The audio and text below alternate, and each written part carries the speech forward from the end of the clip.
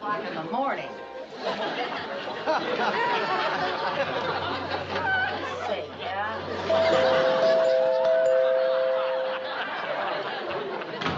Wrong door. Yeah? Oh! Oh! Rosie Harrigan!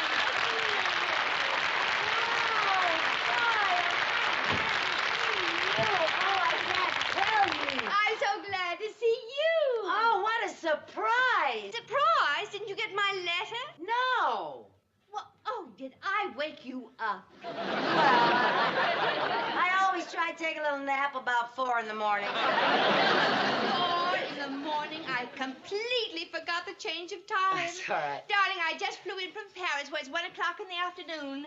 Time for love, lunch, and laughter. Oh, well, over here it's time for covers, curlers, and cat naps. Oh, that feels terrible waking you up, and you didn't even know I was coming. Well, that doesn't matter at all. I'm always glad to see you, Countess Framboise. Well, just forget that Countess stuff. Oh? I'm the same old Rosie Harrigan you went to school with. How long are you going to be in California, Well, Rosie? I'm not sure yet, dear.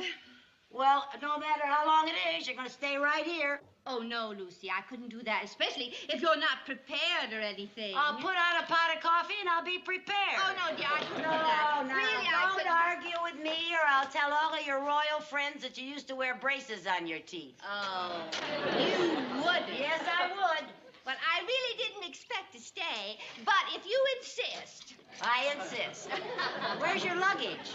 Oh, bring it in, boys. It's right there.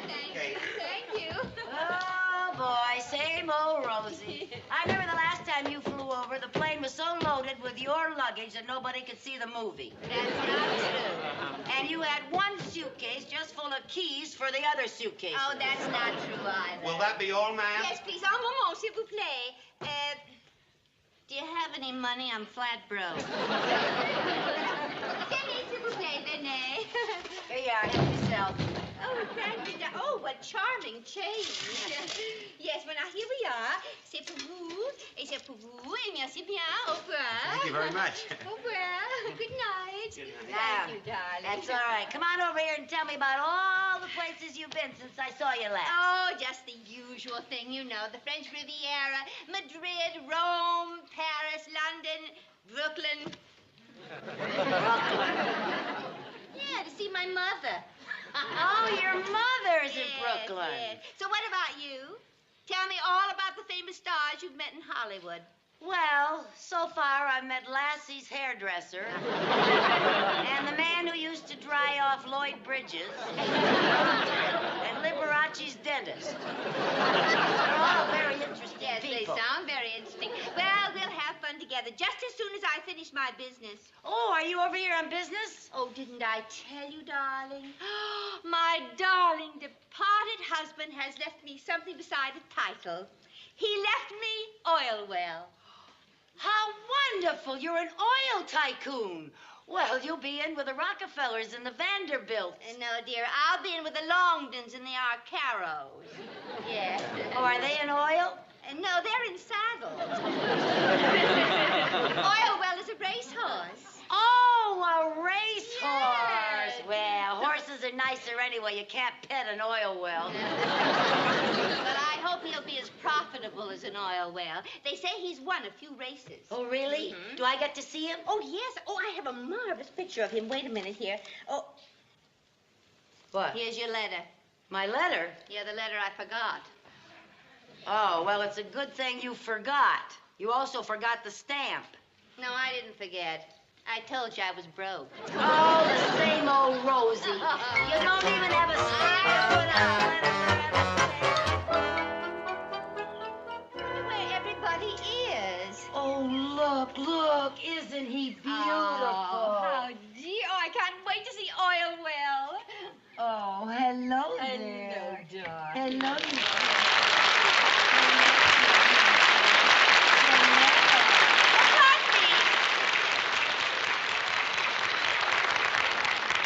Excuse me, are you the owner of this place? Owners don't carry brooms.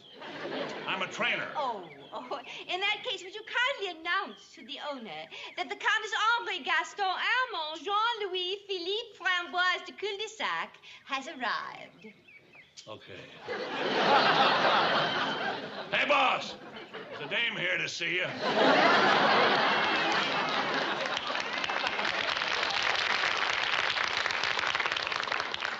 You know, he reminds me of someone I used to know.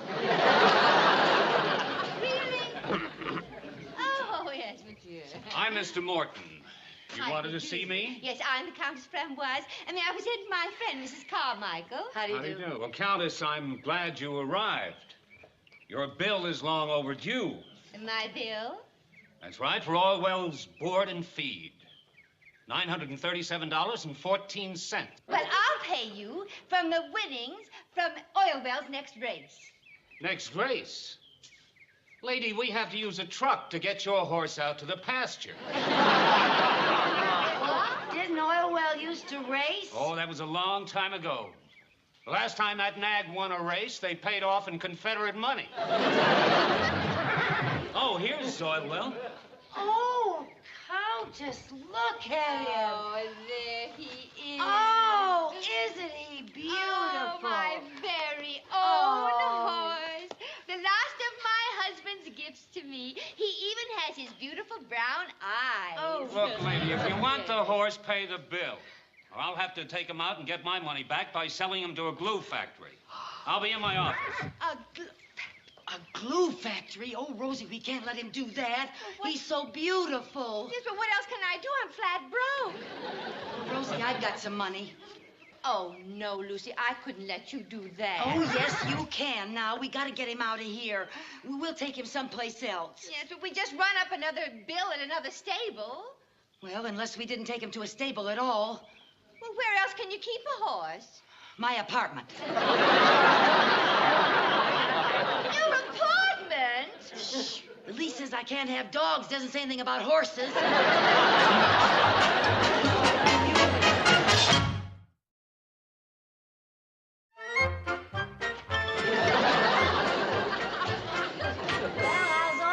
Doing out here? Oh, he's fine. Only we can't keep a horse in a patio forever. Well, now, Rosie, he needs the fresh air, and it's all enclosed. Nobody will see him out here. I know, dear, but we have to do something. You're paying for his food and everything. Oh. Mr. Mooney will kill you. Now, don't worry. Oilwell's going to win a race soon, and I'll be getting my money back before Mr. Mooney knows what happened. But I'm a little worried about something. What?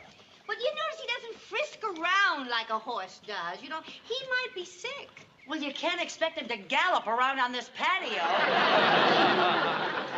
Well, he may not frisk around like a horse, but he certainly eats like one. Now, you make sure you chew everything 30 times before swallowing. I'll see who that is. Yes. Mrs. Carmichael, I want to talk to you. Yeah, well, I'd like to talk to you, but let's talk outside. Mrs. Carmichael, we will talk right here, if you don't mind. Of course. Of course. We'll talk in here. It's... All right. Now, I will get right to the point.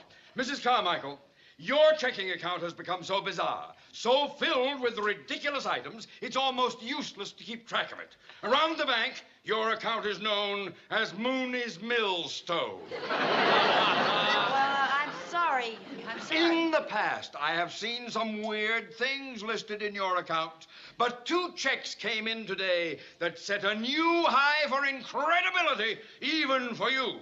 One of them is for $937.14 for an oil well. And the other is for $86 for oats. I can explain, Mr. Mooney. I doubt it, but try. I love science fiction. You see, I used the oats to bake a batch of oatmeal cookies. $86 for oatmeal cookies! Yeah, well, I'm on a diet. You're on a diet? This is preposterous! Well, it's cheaper to Absolutely have preposterous! just cookies I all the cannot time. understand how you can go around making out checks, oil well, oats. Mr. Mooney. What? Counted. Counted from what? Je suis enchantée de vous voir encore. I beg your pardon. Oh, a surprise. Oh, yes, and for me a very pleasant surprise. Well, I didn't even know you were in America. I would have sent you flowers. Oh, my dear, it is so good to see you again. Oh, and Countess, you are like a breath of newly minted money. Why didn't you tell me she was coming? Or do you only specialize in disaster news? She just popped in. The Countess doesn't pop in. She floats in. 4 o'clock in the morning, it's a pop. Countess, you look absolutely radiant. Oh, my dear, and you're looking younger than ever. It's hard for me to believe that you're in your early 30s. Oh, my goodness. What was that? What was what? That! Oh, that? Yes. Oh, well, it's the neighbors. He keeps coming in here for scraps. Yes. Scat. Go on, go back over the fence. Scat. Mrs. Carmichael, nothing you do should shock me anymore. But keeping a horse in a pop, of all the harebrained, moronic, imbecilic, It's my horse, Mr. Mooney. intriguing things to do. Now, what perfectly good reason do you have for keeping it here, Countess? Well, it's rather complicated. Yes, the Countess didn't want anything that reminded her of her late husband to wind up in a bottle of glue. Yes. Mrs. Carmichael, I am confused enough as it is without you explaining things to me. You were saying, dear Countess? Yes, well, you see, this is a famous racehorse that my darling departed husband left to me. It ran up a trifling little bill at the stable, and unfortunately, I am at the moment a trifle short because I have recently invested in a tin mine in the Alps. Yes. So, you see, I am rather short of money at the moment. Yes, and the stableman said that if she didn't pay the bill, that he'd send oil well to the glue factory. Yes. That's oil well. Yes. Well, you just... Oh, that's your oil well. Gee, Mr. Mooney, I couldn't let oil well go to the glue factory, and I'll get my money back. Oil well will be racing soon, and we'll more than make up for a few oats on his first race. Right. That horse race? Why, this horse is in no condition to race. What do you mean? Well, he looks ill. What's the matter with him? His eyes are dull and listless, poor little thing. And he's overweight, Now, too. you see, Mr. Mooney is right. I knew there was something wrong with this horse, Lucy. Well, now, wait a minute. My bank deals with several veterinarians. Perhaps I can be of service. Oh, no, I couldn't impose on you. Impose, dear Countess. It's a pleasure. I'll send one over right away. Oh, right. how nice. Oh, and Countess, I have a confession to make. You'll never believe this, but I'm not in my early 30s. I'm in my late 30s. Oh,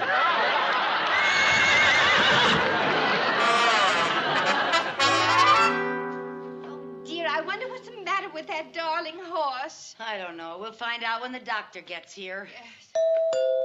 There he is. Yes. Yes, sir. How do you do? How do you do? I'm the veterinarian. Yes, sir.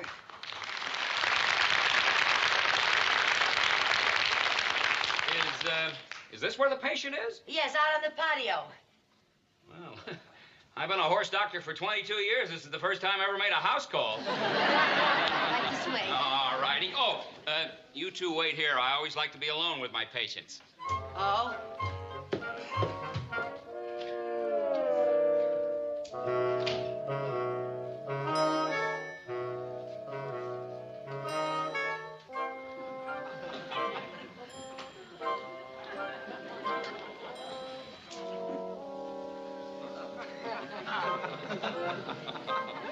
How are we going to pay the doctor bill?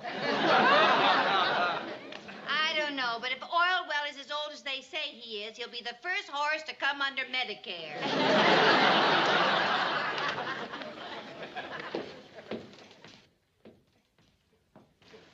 You back already?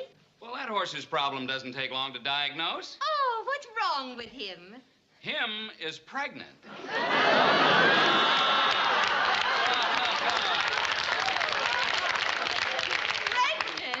Him is having a baby? Yes, him is. Because him is a her.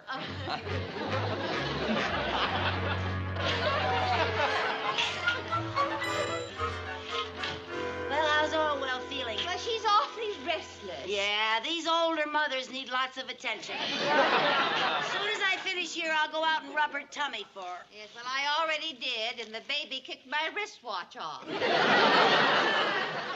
What in heaven's name is this mess? Miss, this is Orwell's lunch. Lunch? Yes, I'm fixing her some special food. Lately, she hasn't been very happy with just oats and hay. Good heavens, are those dill pickles floating around in there? Yes, and I think I better add another one. Oh.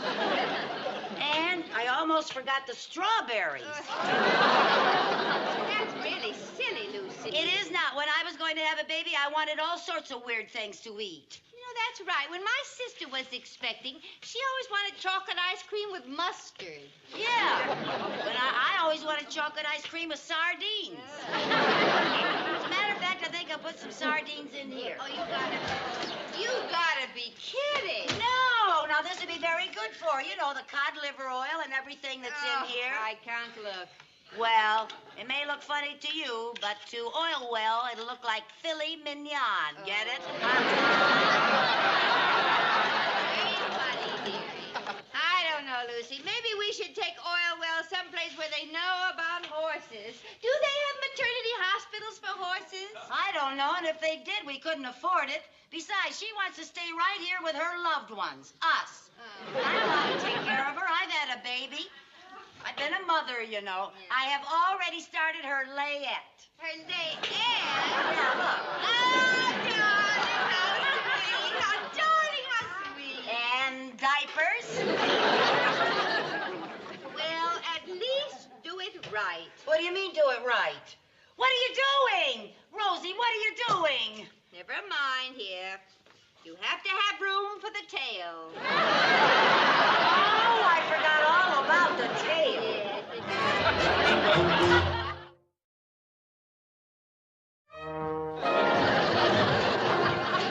That's a good girl.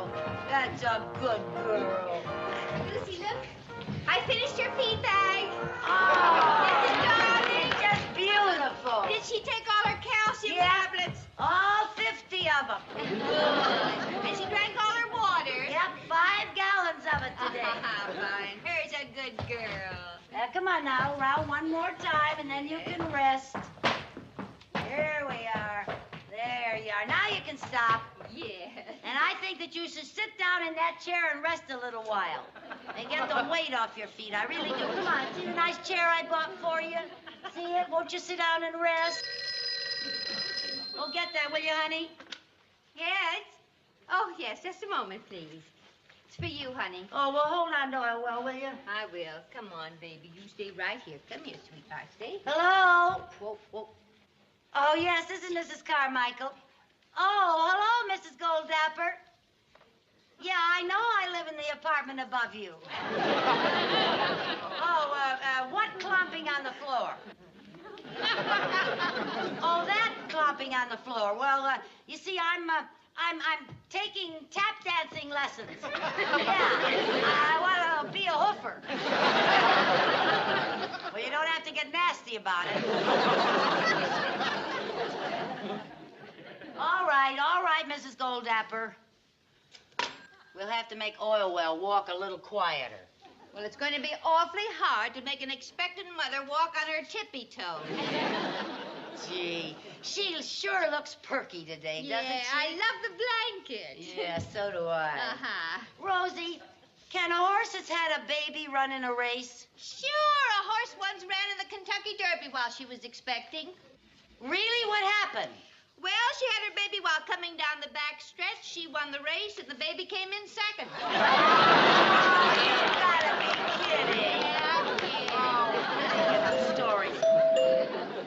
Oh, who can that be? Maybe that crank downstairs complained to the landlord. Oh, dear. Hide the horse. Hide the horse? Where? Out here. Oh, yes. Come along, baby. Come on, baby. Here we go. That's it, baby. Go on.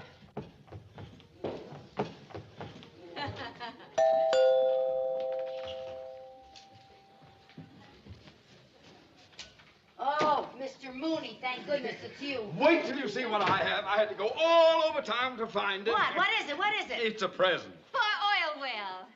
No. Her, I'll send flowers. This is for the baby. Oh. Yes. Look at that. Now, Mr. Mooney, how do you expect a baby horse to rattle that? Well, I think it's a very sweet gesture. Oh, thank you. I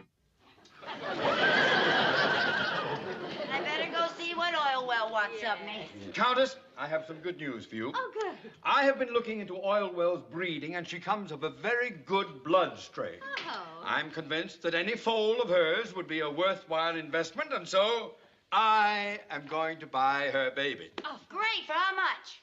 Isn't it amazing how she appears like magic when money is mentioned? Well, how much would you pay? $1,000. 1,000? Oh, that'll pay the bill at the stable. Yeah. She needs me again. Well, I'm ready to give that to the baby. Yeah. It's her time. What? It's her time.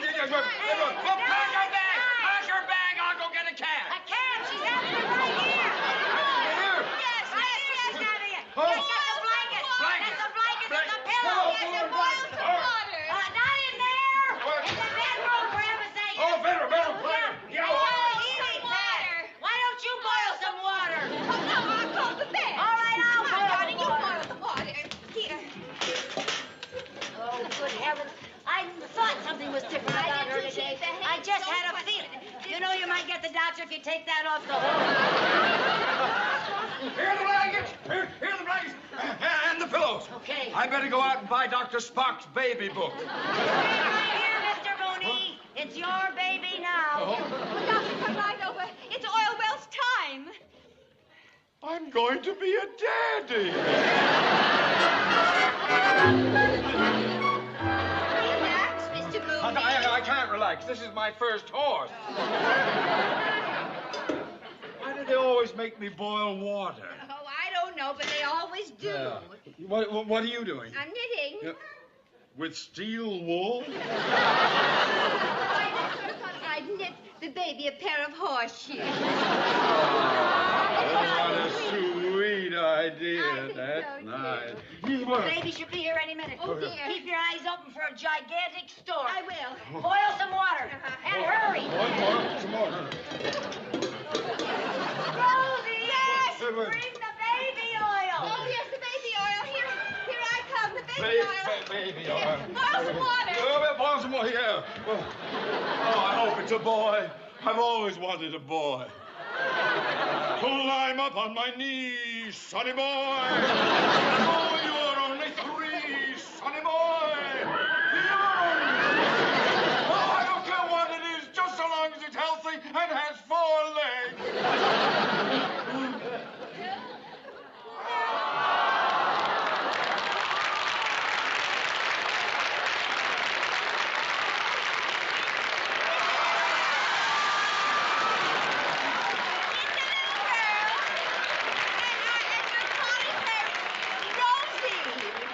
And this is another little girl, and we're calling her Lucy.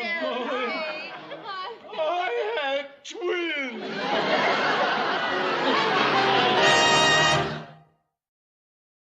Can't you give me a job?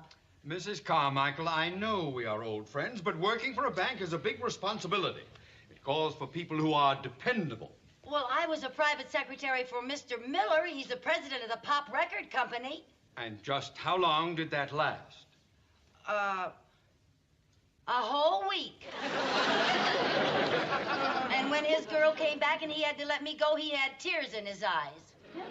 I'll bet he had tears in his eyes before he let you go. Mr. Mooney, I am a very good secretary, and I happen to have one of the most important qualities that you can find in a good employee. What's that? I need the money. Do you think you could conduct yourself with the dignity and efficiency that reflects the image of our bank? Mr. Mooney, I assure you that I am perfectly capable of performing my duties with the utmost dignity and propriety. Well, in that case, you may consider yourself employed. Oh, hooray! Oh, Mrs. Carmichael! I mean, I am most appreciative of your consideration. That's much better. Oh, you'll never regret this, Mr. Mooney. You know, there are so many things that I can do for you. Never! The paper's on my desk. Well, I just wanted to clean... And never touch my pipe! That's your desk over there. That's where you belong. Yes, sir. Mr. Mooney, how much does this job pay? $14 a day. How much is that a week? Let's not count our chickens before they're hatched. Now then, you can start off by doing an important errand for me. Oh, yes, sir. I want you to take this contract to Mr. Katz at the television station and get his signature. Yes, sir, Mr. Katz, television station. And you have it back here before the escrow department closes at 3 o'clock. Yes, sir. And, Mr. Mooney, I want to thank you for giving me this opportunity. Oh, well. Well, you know, this job is going to mean a lot to my future. Oh, how's that? Well, next time I look for work, I'll be able to say, I used to work for Theodore J. Mooney. Well, if you're not back by 3 o'clock, you'll be saying that tomorrow. Oh. Mrs. Carmichael. Oh, I'm sorry. Mrs. Carmichael! Oh, I'm sorry.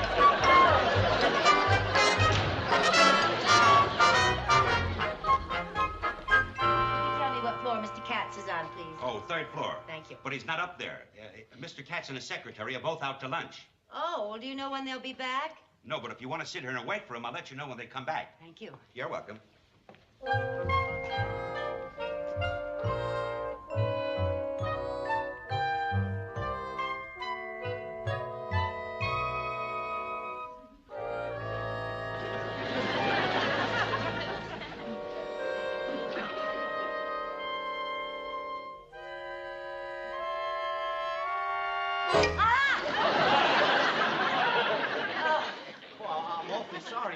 I didn't know anyone was there. That's all right. I was peeking in to watch the rehearsal. Gee, you're lucky. You're a messenger. You get to go inside.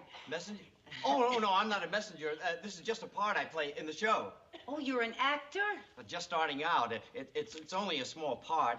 There are no small parts, only small actors. How true. Are you an actress? No, but back in Danfield, I did play the lead in a play once. The lead? Yeah. Gee, I'll bet you were excited. Oh, yeah. When I opened my mouth to speak, I felt such a fluttering going on inside. Butterflies? Moths. Moths? Yeah, it was outside in the summertime. I just adore acting. Yes, I love acting, too. So you'll excuse me, I'd better study my part. Oh, would you like to have me help you study? Oh, well, thanks. I don't want to trouble you. Oh, it'll be no trouble at all. I'd love to do it. Well, okay.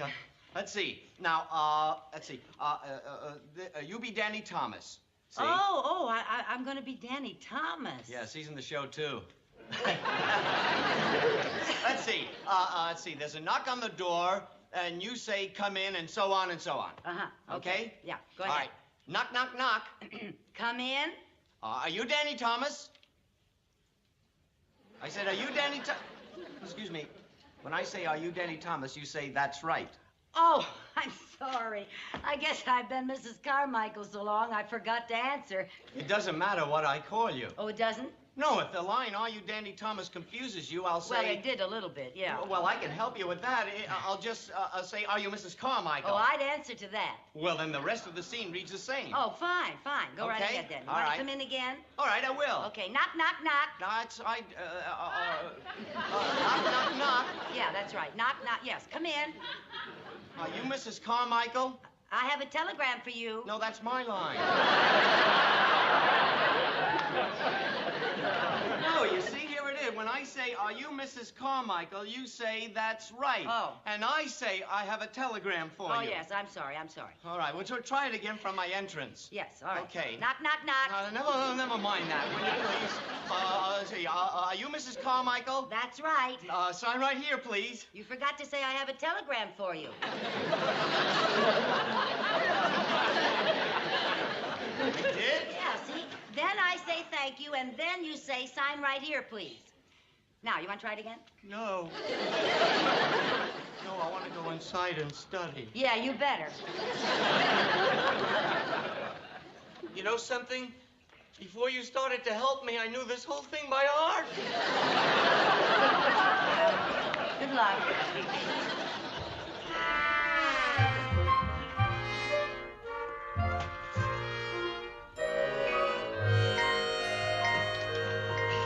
I don't know why I'm having such a terrible time learning this number. I don't know either, Miriam. It's just one simple step. Yeah, but I keep goofing it. Come here, I'll show you. Now, very slowly from the top. Your left foot is free.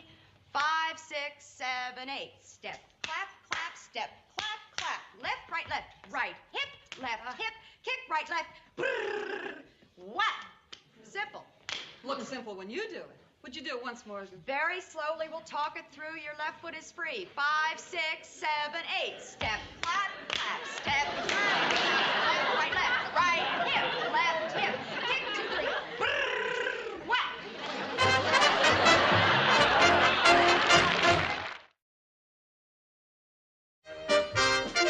All right, girls. I want to run through Danny's entrance and opening monologue. Places, please. Right over here. That's fine. Okay, take it. The curtain's rising, here we go. You'll love the show, we promise. Since you're entitled to the best, we bring you Danny Thomas.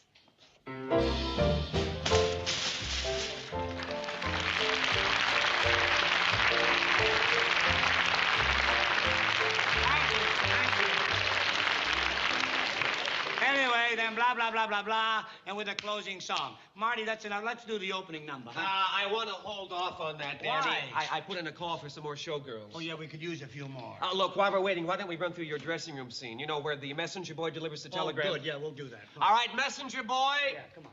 Coming. You know your lines, kid? Oh, yes, I know them. You seem a little nervous. Huh? Oh, no, I'm all right. You are? Yeah, I always get moths before I go on. What? No, I mean butterflies. Oh, well. When the director cues you, you just come in, and for the moment there'll be no knock. You just say knock, knock, and come right in. We'll go on with the scene. Okay. Fine. Fine. All right. Now, Danny, you're in your dressing room. All right, fine. And then there's a knock on the door. Knock, knock, knock. Come in. Are you Mrs. Carmichael?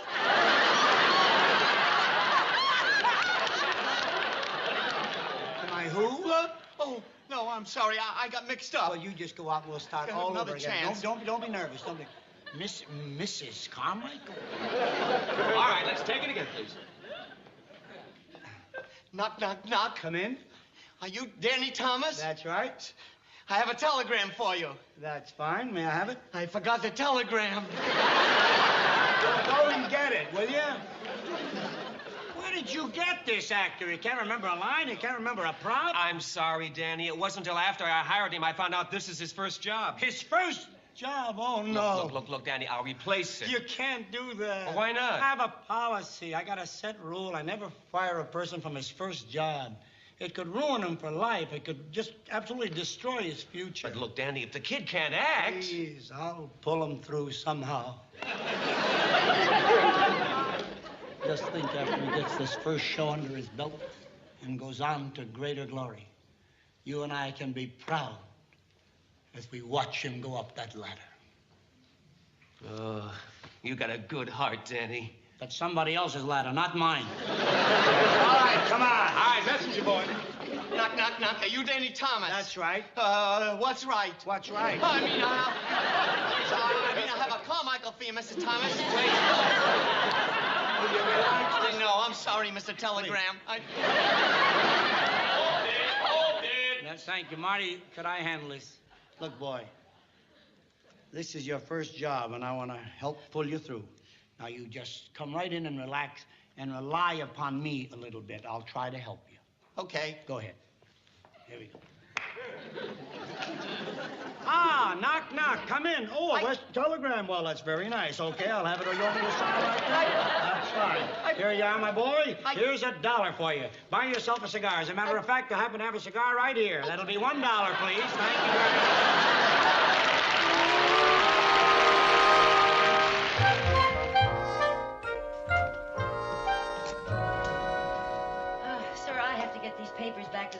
before 3 o'clock. Are you sure Mr. Katz hasn't come back yet?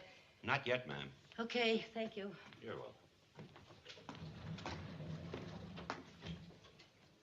Let's see what you got. Oh, hello. Hello, girls. All right, girls, let's stand in line so Mr. Thomas can have a look at you. All right, very good. Oh, miss, would you mind standing with the other girls, please? Oh, well, I... Please, miss, we're running late. Just stand with the other girls.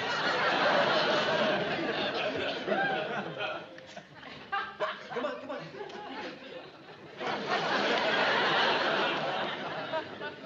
Ah, very pretty faces. All right, now, girls, let's have a look at the figures. Come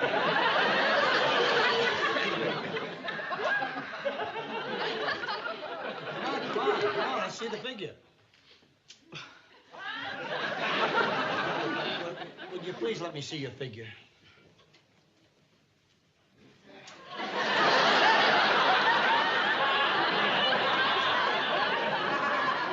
Not like that. Take off your clothes. Oh, I couldn't do that. Well, why not? The others did. Oh, well, they're not wearing unmentionables. Unmentionable? Yeah, well, you see, when I put this suit on this morning, I had no idea that anyone would ask me to take it off. Danny, will you just let me pick the girls? Oh, yeah? I'll let you pick the messenger.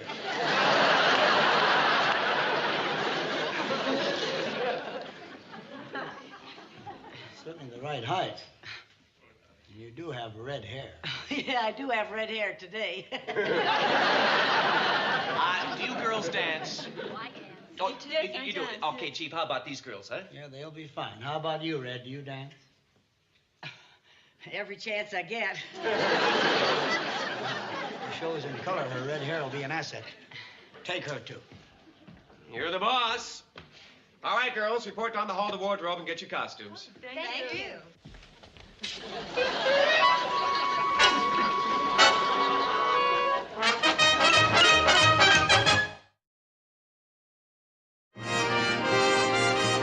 go, huh? All right, let's have those new girls back on stage, please. Let's go, kids, please. We're late. Now, you've watched us run this number about 2-3 times, right? Yes. You think you got it? Oh, yes, sir. Fine, fine. Now, you two, you go on that side. And Red, you go over there. Yes, sir. Red, over there. There. Oh. All right, Wilbur, shall we hatch it? Go ahead. Don't bring a frown to old Broadway. You got a clown on Broadway. Broadway always wears a smile, but Broadway always wears a smile. All right, Charlie Bing, hold it, please, hold it. Hold it. Red, would you come over a minute, please? Yeah, you do. Honey, did you notice you were going in one way and all the other girls were going in another way? Yeah, I guess they got all mixed up. Well, dear, it would be, you see, instead of trying to unmix all of them, why don't you just turn around and go the wrong way, too? Oh, yes, I think that would be a lot easier. Yes, it would. Thank you. Thank you so much. You're very cooperative. Thank you. Okay, pick it up, please. Hey, troubles there are out of style, 'cause Broadway always wears a smile. A minute.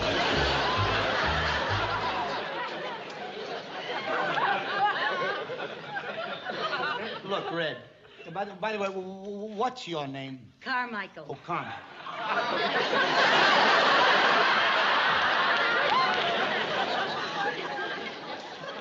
Oh, look. My first name is Lucille. Oh, Lucille. Look, My Lucille. friends call me Lucy. Your friends call you Lucy? Yes, sir. Well, Lucy, I certainly want to be your friend. Oh, thank you. And I want you to be my friend. Thank you, Mr. Thomas. But if you go the wrong way again, it's going to be the end of a beautiful friendship. Oh, yes, sir. Get back in line, please. Yes, sir. Now, let's try it, please, from where we left off, huh? A million lights, they flicker there. A million hearts beat quicker there. No skies are gray on the great wide way. That's the Broadway melody.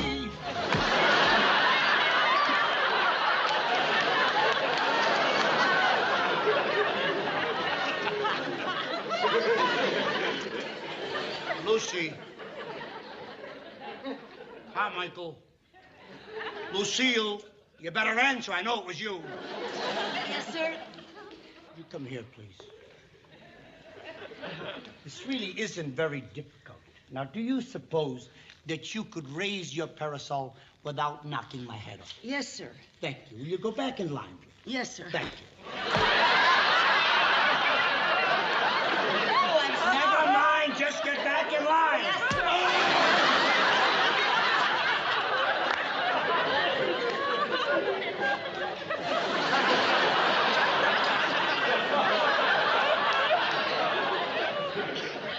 Like the rest of the girls. No. All right, take it from the middle, please. A million lights, they flicker there. A million hearts, they beat quicker there. No skies are gray on the great wide way. That's the Broadway melody. Hey!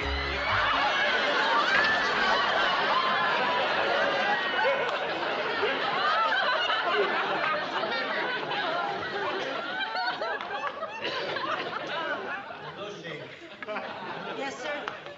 Pick up your shoe, please. How'd you know it was mine?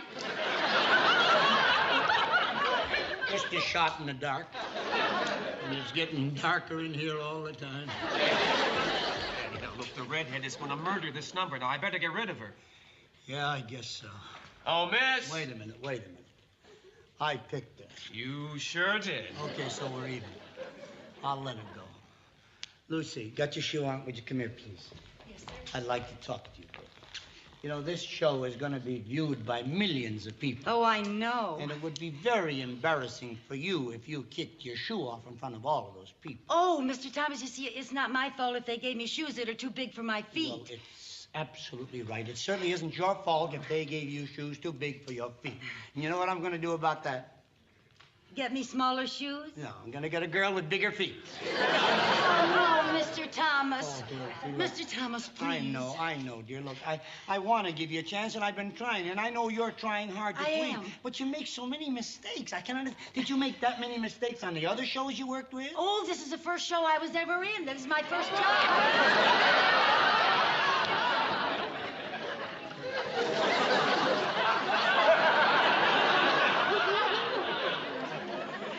Your first job. Yes, and don't you worry. Now, Mr. Thomas, I'll stuff a little cotton in the toes of these shoes, and I'll just be fine. I hope so. Now, if you'll stuff your cotton-picking shoes into those pockets, we'll get back in that cotton-picking line till we get this cotton-picking number, please. It couldn't be your second job, right? Pick it up, will you, Wilbur, from somewhere, please. Shall we go?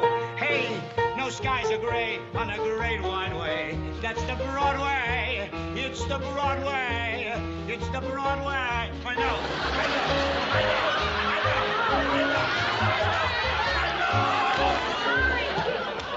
Mr. Thomas. Don't you think my nose is long enough till you not have to pull on it with that umbrella? Oh, yes, sir. What?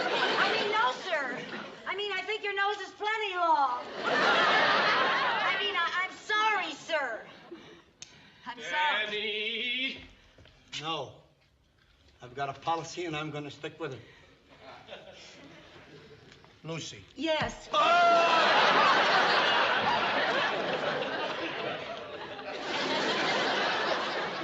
Look, dear, I've decided that you're being wasted on this number.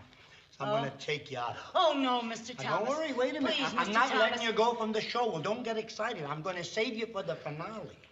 Oh, the finale. That's right, the big finish. Oh, thank Most you. important part of the show. Oh, thank you. I just love your shows. Thank you know, you. I watch all of them. I never miss a one of them. Really? And I just love the way you do. And away we go.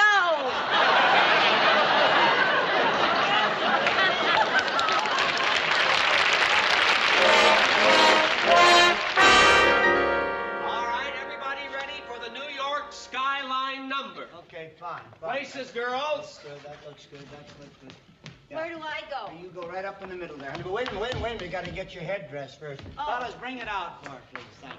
Oh, is that for me? It's the Empire State Building, honey. Oh, it's beautiful. That great? Fine, be careful, boys. Be careful with the prop, fellas. Easy with the prop. Oh, it's beautiful. All right, you all set? Yeah, I got You can it. let go, boys. Fine.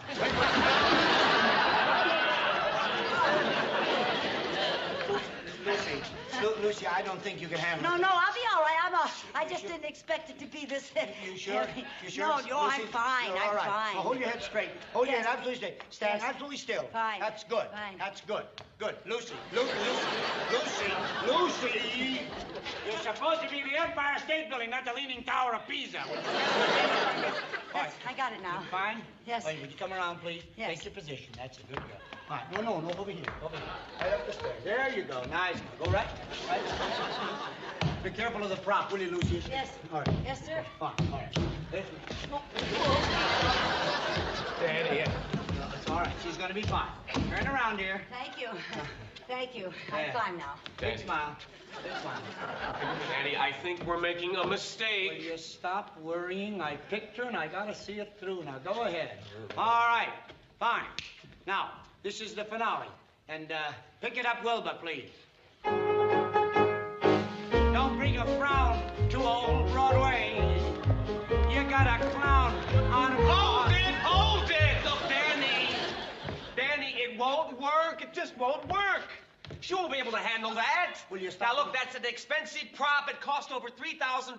She just can't be trusted with that. But it's simple. A baby can handle it. All you can do is put it on her head and push a couple of buttons. If she can't do that, I'll eat my hat. Yeah, Will you I'll stop be able worrying? to do it. You go right in, honey. Yeah. Honey, remember now, when I sing Broadway melody on the note D, you press the buttons that light up the Empire State Building. Have you got that? Yes, sir. Fine. Yes, sir. All right, then. Go take your place again. Right. Fine. Thank you. All right. Get ready, boys.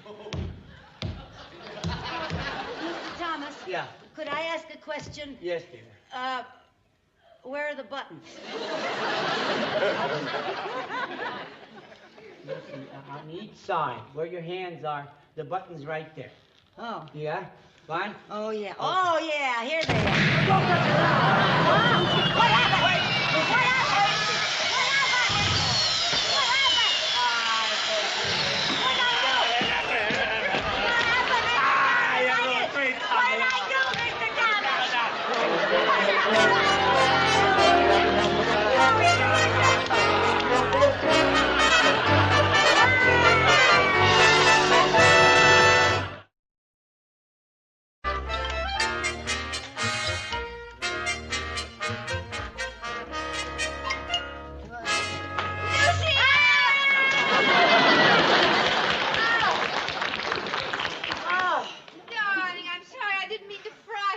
That's all right. Could have been worse. It could have been AIDS. Where have you been? You've been gone for hours. Oh, I couldn't help it. I am so excited, Lucy. I am so excited. I got it. I got my license. Well, congratulations. I didn't know you were engaged. When's the wedding? Not a marriage license, Tilly. My real estate license. Your real estate license? And you didn't even think I could pass the test. Do you really mean you're going to try to sell real estate? Well, of course. Why not? Because you shouldn't work. You should just loll around and lead a lazy life and live in the lap of luxury. Remember, you're the Countess Framboise. Remember, I'm also Rosie Harrigan, and I like to eat. Well, all I can say is good luck. And if I happen to run into anyone who needs a royal real estate agent, I'll be very happy to recommend you. Thank you, dearie. Well, after all, what are friends for if it's not to lend a helping hand? You're right. And if you ever need a helping hand, just yell. Okay.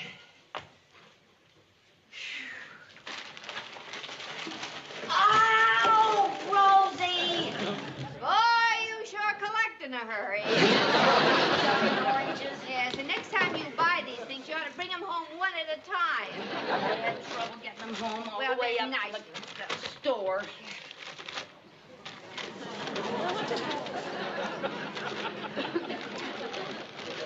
Is this a private crap game, or can anybody get it? Countess! Oh, Mr. Money. Oh, that's Mooney. Oh, you got it there. You naughty girl. Don't Oh, may I? May I? Oh, dear. Yes, indeed. Well, yeah. Hello. Countess, I hurried over here to warn you. The president of our bank asked me if you would lend your name to a commercial enterprise. He did? Yes, of course, I was highly indignant. Oh, you were? Oh, yes, yes. I said to him, sir, you are not dealing with a commoner. The name of Countess Framboise is one of the oldest and noblest in all of France. The very mention of money matters would be very insulting. Yes, and it's been so long since I've been insulted. Exactly. But thank you very much, Mr. Mooney, for your interest. Mr. Mooney's very gallant, isn't he, Lucy? Oh, yes, thank you very much, Mr. Mooney. It's very nice of you to protect the Countess from these crass money-making schemes. Yes. Well, I must be running along now, Countess. Oh, I'm well. planning a surprise for my wife. Oh, how nice. What is the surprise? Well, my wife is back east, and when she comes back here, I want to surprise her with a lovely new apartment I found. You're moving? Into a new apartment. Where is it? Yes, how big is it? Have you signed the lease yet? No, I haven't signed the lease. I'm going over with the broker this afternoon to see it again. Oh, it's a lovely apartment. Gee, I don't know why anybody'd want to live in a place like that. Well, people who like to live on a high with a... What are you driving at? Well, you see, well, now, Mr. Mooney... He has a friend who's in the real estate business. Yes. Oh, thank you, Countess. I'm glad you told me. Yeah.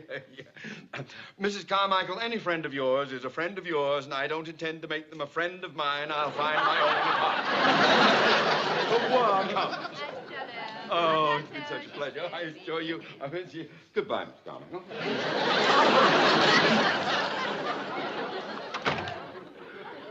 Rosie, why didn't you tell him you were the friend in the real estate business? And have him think I'm a commoner. No thanks.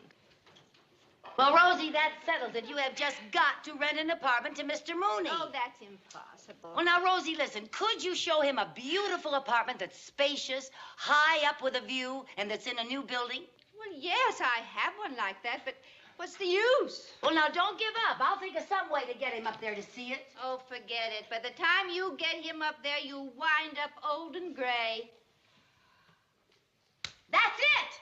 What's it? Wind me up and make me old and gray.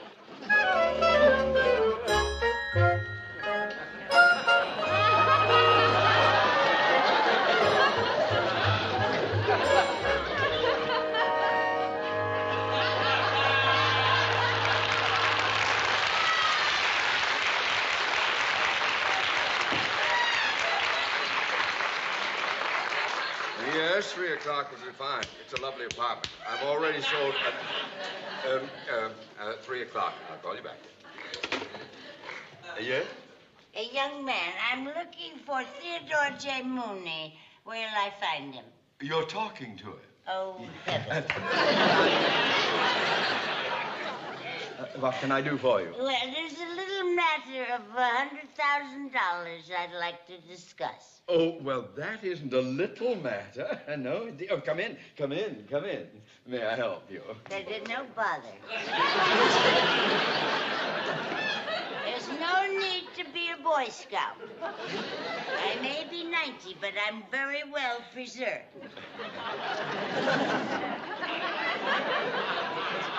Here we go.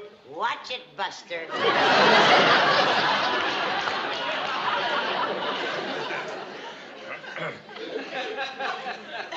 I didn't catch the name. I didn't throw it. Is it Miss or Mrs.? It's Mrs. Miss. I've been married 7 times. One husband richer than the other.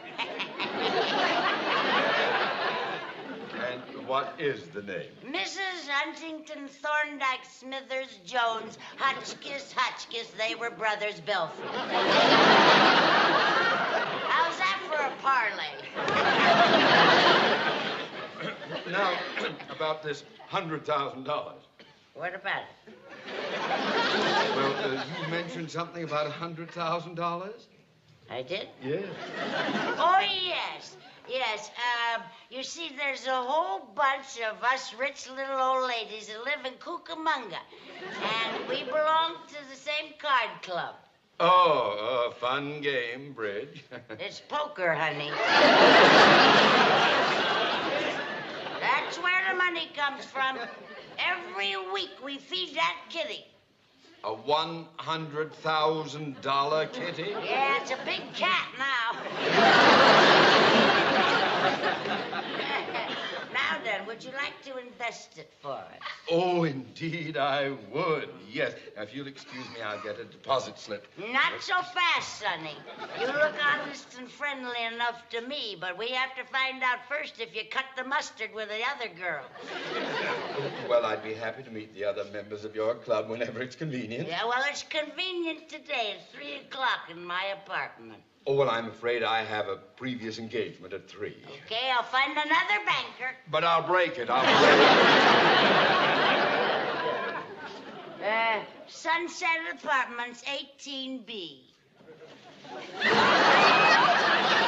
Track Team Vassar, 19-3.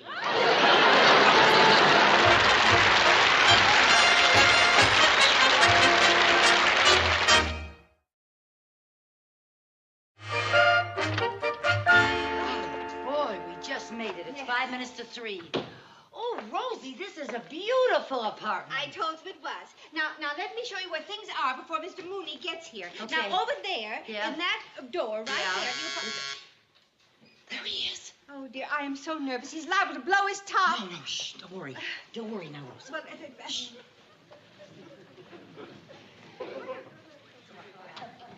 Good afternoon.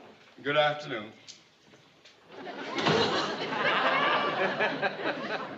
I've been had!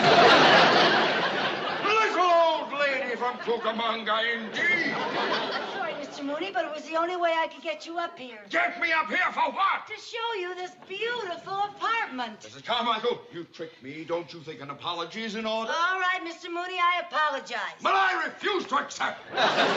Countess!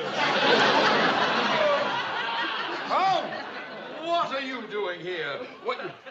Don't tell me that you, too, were duped by that red-headed Mata Hari. Mr. Mooney, I'm afraid I, too, was tricked into coming up here. Oh, Mrs. Carmichael, how could you? What a dastardly thing to do. How... May I escort you out of here? May we? Yes. Now, you wait a minute. As long as you're here, you might as well look at the apartment. Now, out of my path, woman! No! Now, just a moment, Mr. Mooney. When commoners trick you, I find that it is best to humor them. Very well said, Thank you. All right, I'll look. Oh, good. And you won't regret it, Mr. Mooney. Now, let's see. Where should we start?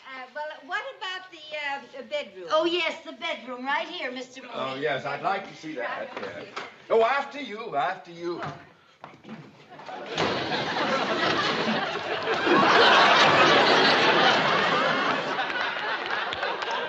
Now, not till you have at least looked at the view. All right, if I look at the view, then can I go? Okay, I promise. Oh. Okay, now, right over here, Mr. Mooney. It's really beautiful. It's very high up. Now, look, on a clear day, you can see Catalina. All right, I'll look. Now, I've looked. Can I go now? Wait a minute. Why, you're right. Why, the view is absolutely breathtaking. Yes, and the rest of the apartment does have a certain, je ne sais quoi. Oh, yes, it's got a brand new je ne sais and plenty of quoi. If I were staying in America, I do believe that I would rent it. I really would. You would? Oh, yes, it has all the latest features, including a burglar-proof lock.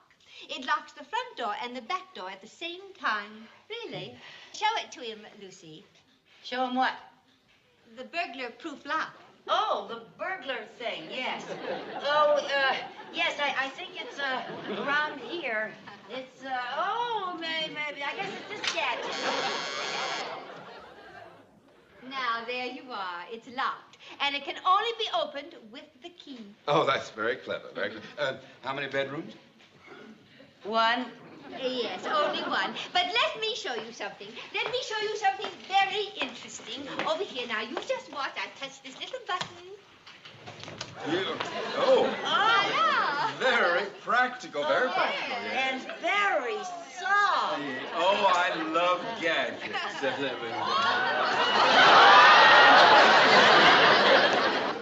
Why, Mr. Mooney, you made her disappear. Yeah. You naughty boy, I believe you did that on purpose. Come back, little Lucy. Oh, what a shame. I found a shortcut from the bed to the bar. Oh, yeah. Oh, Very good, dear, very yes. cleverly designed, Daddy. It's nice, isn't it? What's that? What? That. Well, this is the. No, that. Oh, this. Yes. Well, it's a square. It has. It's deep and it's dark. Whoa, there's a lot of dark in there. What is it? Well, it's a bottle shoe. It's a bottle shoe. Yes. You just throw in the empties and they go into the basement right there. How about that, Mr. Oh, Oh, Mama's your purse. I'm sorry. I'm sorry. Oh, I can't reach it. How are we going to get it? Well, we'll just have to wait till we go to the basement when we leave, that's all. Oh, speaking of leaving, I better go now. Oh, Mr. Mooney, thank you so much for coming up. I really do appreciate Thank it. you, Mrs. Carmichael. You were right. This is a lovely apartment, and I'll take it. Oh, Mr. Mooney, how wonderful. Oh, and you'll never regret it, Mr. Mooney. No, he won't. You'll never regret it. It's locked. Yes. Oh, the burglar locked. There, may I have the key, please? Yeah. The key? The key. I gave you the key when I was showing you the apartment counters. Could I have the key, please? The key is in my purse. And your purse Is in the basement. Well, how are we going to get it? Well, I have a suggestion, Mrs. Carmichael, but you're too big to shove down that chute. I'll pound on the door. Maybe somebody will hear it. There's a telephone in here. Oh, Let's look yeah. and see if I'll we look might- in here. Yeah, well, now.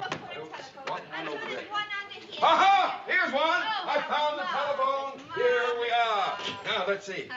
Hello? Is this phone working? Yes, it is. Oh, good.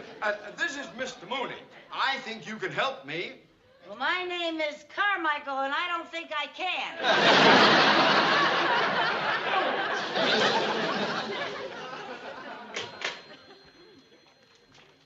Oh, Well, here we are, stranded on a desert island in the middle of Hollywood.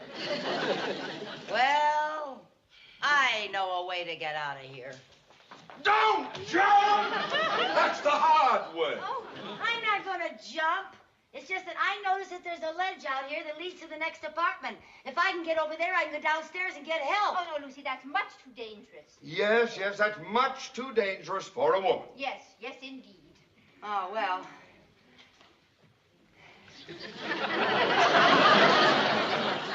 Careful, dear. Yeah. Be very careful. All right. Yes, now, be very, Okay. very careful. I'll be careful. Yes. Ah! Hey, darling, Oh! come on now. Oh! Don't look down, Lucy. Don't Okay. look down. All right, I won't look down. Don't look down. I'll keep my eyes shut. Yes. Oh. Okay. Ah! What is it? Get it off. Get it off. Oh, the pleasant little thing. Come here, little darling. Oh, isn't he adorable? Looks like a... Oh, what did he do? Oh. Oh, boy. All right. All right. Now, All right. be very careful. Okay. Mrs. Carmichael, wait. Yes. Good luck. Thank you. Long way down there. Yeah, Very well, careful. go with my... Yes, very long way, sweetheart. Come. Take it easy now. All right. I'm Hang on to afraid. the side of the building. Yeah, be careful. Yeah, now she's going around the corner. Now I see. Oh, she's over by the window. She's going in. She got into the next apartment. Oh, thank goodness.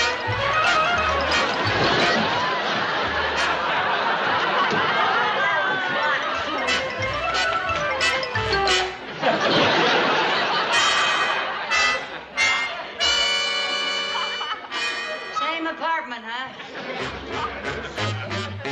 Well, we'll just have to stay here till Monday, I guess. Oh, no. realistic about the situation. Now, our main problem is sustenance, right? Right. Well, now, we will survive, but we may have to go without food for a few days.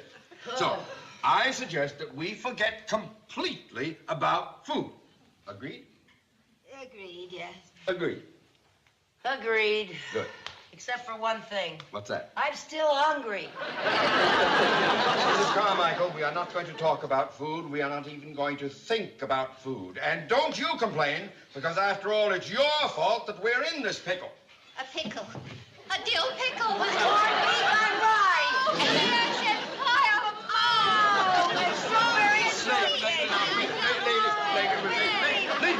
sweet. Ladies, you must control yourself! Ladies, control yourself! Now, ladies, I suggest that we thoroughly search this apartment. Corned beef on rye. We better search this apartment completely and see if we can find something that will help us get out of here and be rescued. Oh, that's a very good idea. Yes. All right, now let's see what we can find. In here to help us Well, get now, rescued? here's a hammer. Here's a hammer. Now, what Oh, we here's will... a can of paint. Yeah, you might... Putty. Is that any good? No, putty. What we do now, we hit the wall. Oh. I found an apple! An apple! I found an apple! Oh, isn't it beautiful? Lovely red apple. Oh, yes, come on, let's eat. Hold it! That will last us for 3 days. Now, I'll take charge of it. Oh, no, you don't. You just want it for yourself. Well, how can you say that, Mrs. Carmichael? Because it's true, that's now, why. you know You're that I not would going to do have it. that. Here, Countess. Give it here, Countess. Give it again. You're bigger than You're just going to eat it all by yourself. Please! Heavens to Betsy! Now, I'll tell you what I'm going to do. What are you going to do? I'm going to put this apple right here on top of this barrel in plain sight, and nobody takes a bite until I give the word. I am putting us all on our honor not to touch that apple until breakfast time tomorrow morning. Now then, I suggest that we all get some rest. Well, I'm hungry. Mrs. Carmichael, the more we sleep, the less we'll eat. Now then, I will go into the bedroom there, and you, Countess, may have the bed. Oh, thank you. Bonsoir. What is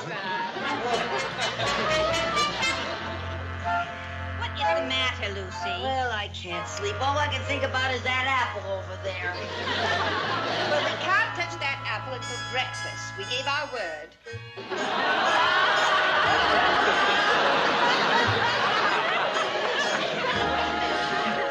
I think he's sleepwalking. Well, look where he's headed, right for our breakfast. Maybe he's faking. There's one way to find out.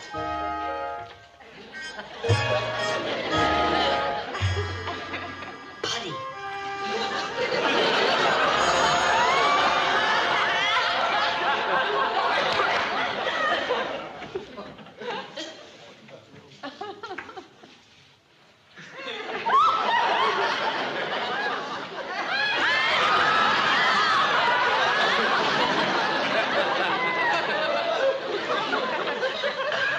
He's sleeping all right.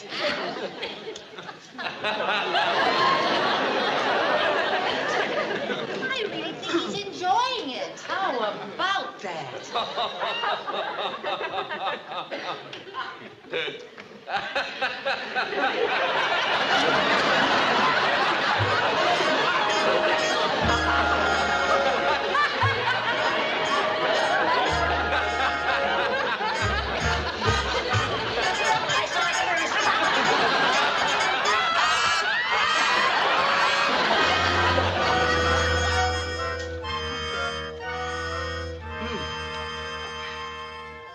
You sure you don't want breakfast, Mr. Mooney? I'm not hungry. I woke up this morning with the strangest taste of putty in my mouth. Putty, huh? Oh, we've got to get out of here now, everybody. Sing. Oh, if I only had some rope. Oh, Mr. Mooney, suicide is a coward's way out. I didn't mean that. if we had some rope, you could lower me to the apartment below. Oh, you mean you'd let us lower you from the 18th floor? Well, if we had some rope, I would do that. Because then we...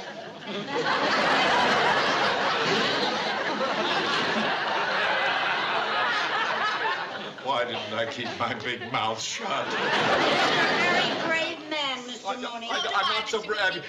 Are you sure that rope's strong enough? Yes, it's Lord. I mean, will you mean you really think I ought to do this? I'm really young. I don't know whether...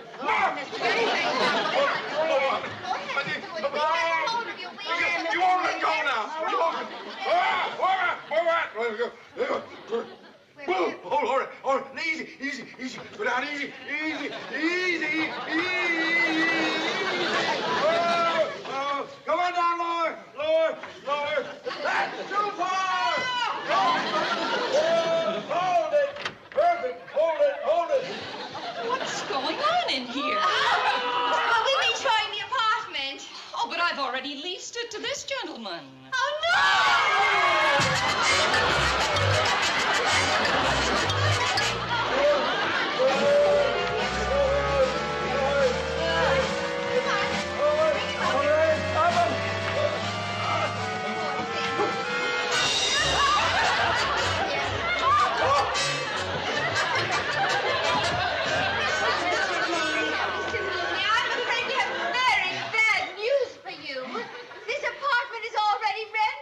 Yeah, but don't worry. I'll find you something else, Mr. Mooney.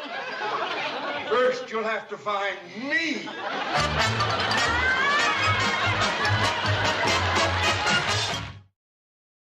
Or is to me. Oh, everything's slowing up right here. Mr. Winslow! Good morning, Mr. Mooney. What can I do? Mr. Winslow, things aren't going zip around here. Don't you worry, Mr. Mooney. We may have to work around the clock, but we'll get this building up in time. Oh, fine. Good. You don't mind if I hang around a while, do you? Why, you go right ahead. After all, your bank owns this project as much as I do. Yeah, well, a little more if you count the interest. Always count the interest. That's very... Good heavens! Somebody's wasting a nail. It is bent, Mr. Mooney. Well, couldn't you use it on the corner? All right, we'll try. Well, fine. Now, I don't want to appear bossy, Mr. Winslow, but we're in this together. You leaning over your blueprints, the men leaning over their shovels, and me leaning over my checkbook. You know something, you bankers are the unsung heroes. I think when we dedicate this building, we'll put your picture in the paper. My picture in the paper? Boss. Oh, my... You want to check this? Excuse me. Yes, indeed. My picture in the paper. Well, I wonder if I should...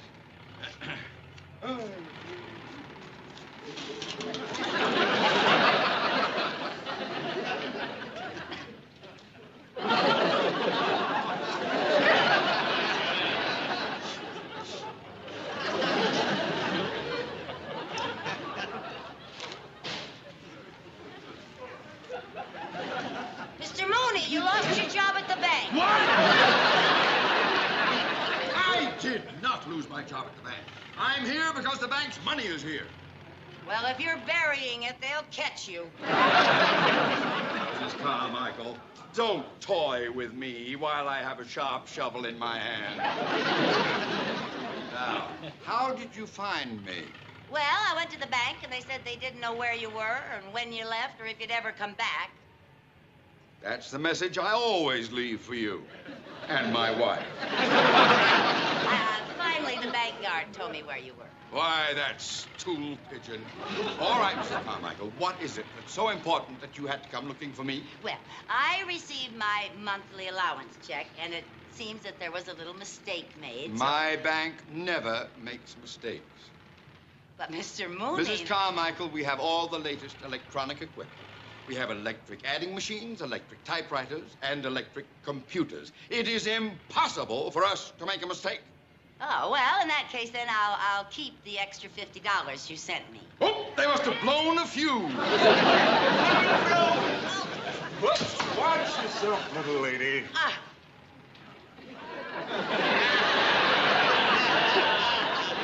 You feeling all right, ma'am? I never felt better. I'll tell that man not to be in such a hurry. We've got plenty of beautiful buildings in this town, but we don't want to lose any beautiful ladies. Oh, thank you. Man, you need somebody to look out for you. And for the building. You're feeling all right. Well, say something. I'm not married. Mr. Mooney, this little lady and I have been thrown together a lot. Don't you think it's about time that you introduced us? Well, all right, but remember, you asked for it. This is Frank Winslow, who has to hurry and finish a building. This is Lucille Carmichael, who was just leaving. How do you do? Pleasure to meet you, Miss Carmichael. Say, it's a shame that you've got to rush off. I'd sure like to show you around the project a little.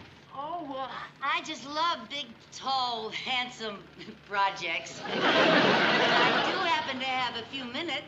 Oh, we're going to show you around the project. Better put this on. We certainly don't want anything to fall on that pretty head, do we, Mr. Mooney? No? No. How do I look? Like Sergeant York. Oh, he's just spoofing you, ma'am. Why, it looks a darn sight cuter on you than it does on the fellas. Oh, thank you. Hey, boss, you want to check this foundation? Be right there. Now, look, Mr. Winslow doesn't have time today to take you on a guided tour. Oh, well, it does look like everybody wants you. Doggone it, I hate to renege on my invitation, Miss Carmichael, but you can see things are a little hectic here right now. Yeah. I'll tell you what, you have lunch with me tomorrow? Lunch? Well, I know it's kind of rushing things, but things are rushing me. Well, Mr. Mooney will vouch for me. Well, he does have an A1 credit rating. Boss, can I see a minute? Okay. Please, I'd sure be honored. Well... Make up your mind! You're holding up a 39-story building! All right. Oh, that's wonderful. See you at lunchtime tomorrow. Okay.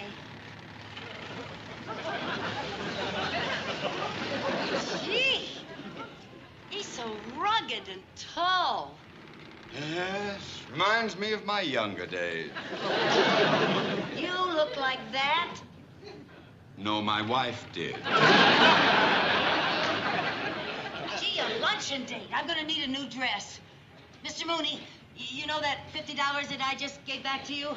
What $50? Oh, come on now, Mr. Mooney. Come on, Well, I'm gonna have to borrow it. Oh, Just a go, little. man. Go!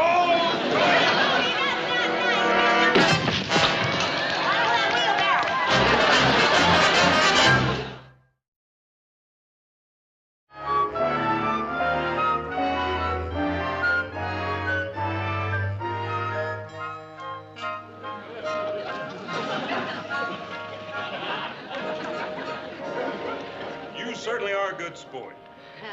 Oh, thank you. I like it up here. High up like this gives me a happy feeling. Well, gosh, Lucy, it's just wonderful the way you're taking this.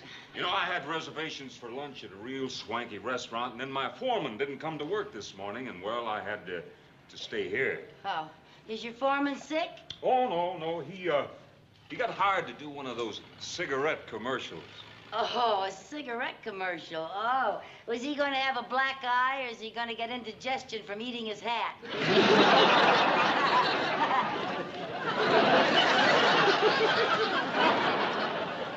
Say, let's stand up here and take a look around. Stand up and take a look around. Why, sure. Well, no, I can see fine sitting down, Frank. Oh, come on. Here, I'll help you.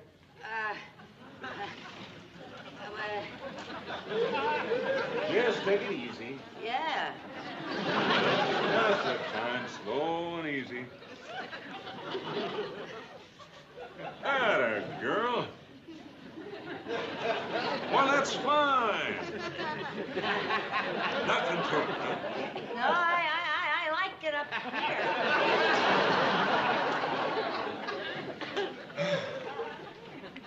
You know something, Lucy? What?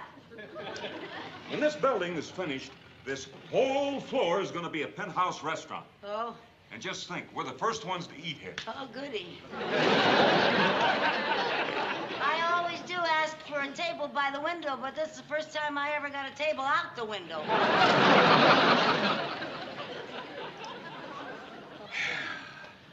You know, a person needs breathing room. Yeah? I come up here sometimes just to think. You come up here to think? Yeah, well, I could do a lot of thinking up here, too, but mostly about falling. Oh, you want to go back down, Lucy? No, I don't want to go back down. I was just kidding. Ha, ha, ha. But I would like to sit down, Frank. Oh, well, certainly. Oh. Just take it slow and easy. Oh, all right. At a time. So we'll get used to this.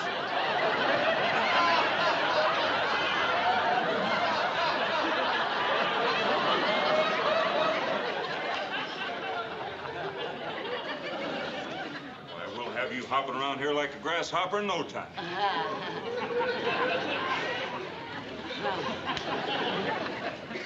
Back down.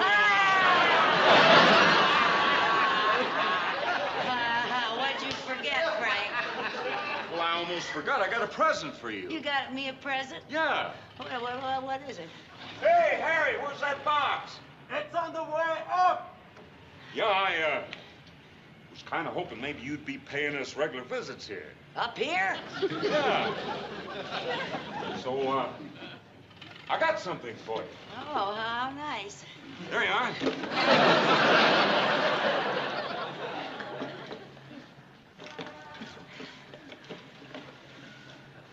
Oh, Frank.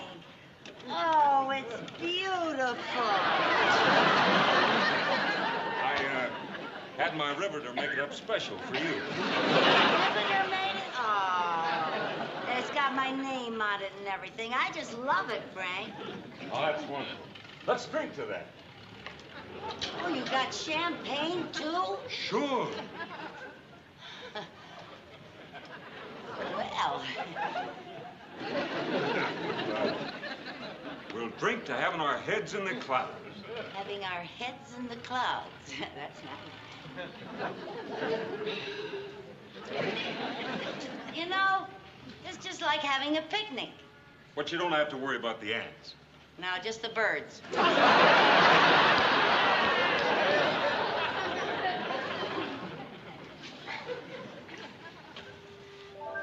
Say, Lucy, you know, it's been a long time since I met somebody like you. Oh, go on. You must have a lot of girlfriends. Say, I got a wonderful idea. What? Why don't I take you dining and dancing Saturday night? Saturday night? Well... Ah, come on. Well, I won't take no for an answer. Well, how can I resist a man on a girder?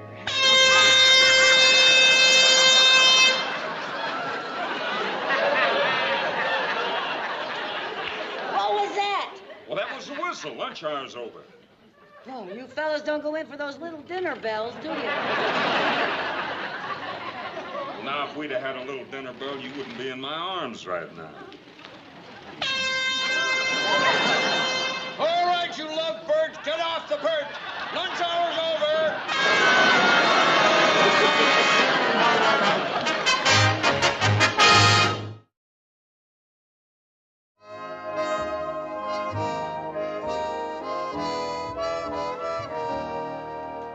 Hi, Mary Jane. Wow, what an outfit. Yeah. Oh, You that'll make their eyes pop out. Thank you. If I don't pop out first. Ooh, that smells delicious. Thanks for letting me use your oven, Lucy. I'm going to have to get a bigger oven or fewer relatives. Do your relatives come to visit you very often? No, once a year is all I can stand. So, you mean they don't come to see you on Christmas and Thanksgiving? And ruin a holiday? I shouldn't say that. And I guess we'll have our usual fight about carving. You fight about carving? Everybody wants to carve the turkey, and I don't trust any of my relatives with a knife. Mary Jane. Boy, that looks delicious, and I'm just starving. You want a nibble? No, I don't want to spoil my appetite. Frank says that we're going to have a real elegant dinner tonight. Oh, Lucy, this Frank sounds absolutely marvelous. What's he like? Well, I really don't know him very well, but the little bit that I know is very nice. Now, what does he look like? He's very tall, and, well, he looks like the Washington Monument with a suntan. Gee, are you lucky. My boyfriend's built like the Liberty Bell. Come to think of it, he's even a little cracked. You sure you don't want some of this fried fiddle? No, don't tempt me. Mary Jane, where are your other television sets? I only have one. One television set. Fine hostess you are. My screaming kids have got to watch other screaming kids twitching on TV, so I got to miss the wrestling matches. One TV set. Thanks a lot, Mary Jane. Who was that? My Aunt Gussie. She's the nicest one in the family. Oh, boy. That must be Frank. Oh, do you want to meet him, Mary Jane? I better not. Once you've looked at the Washington Monument, it's tough going out with the Liberty Bell. I'll get the turkey after you're gone. Okay.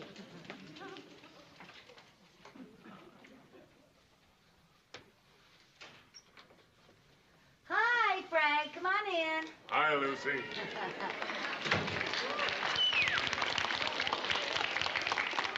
Gosh, you sure look pretty. Well, you look a little different yourself. Why don't you sit down for a minute and I'll get my things? Oh, I'd be afraid to. Afraid to sit down? My divan is a lot safer than your steel girder. No, it's just that I'm a little tired tonight. I worked 48 hours straight, and if I sit down, I might not get up again. Say, look, maybe you could just take a 10-minute nap, and then I'll wake you up. Oh, no, don't ever do that, Lucy. Don't ever do what? Wake me. Why not? Well, during the war, I was a commando, and I learned karate, and when somebody wakes me up sudden, like I start swinging. Oh, well, say, you must crack up a lot of alarm clocks. No, but I did break my brother's nose once. Oh, no. Yeah. Oh, that's terrible. What do you say we get out of here? I'm hungry. Oh, me too. I'm starving. I'll only be a minute.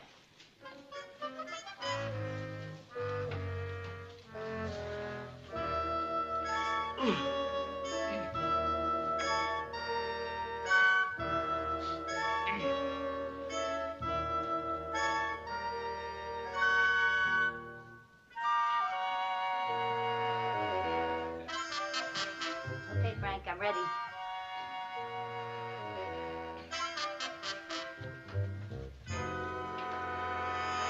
Am you ready?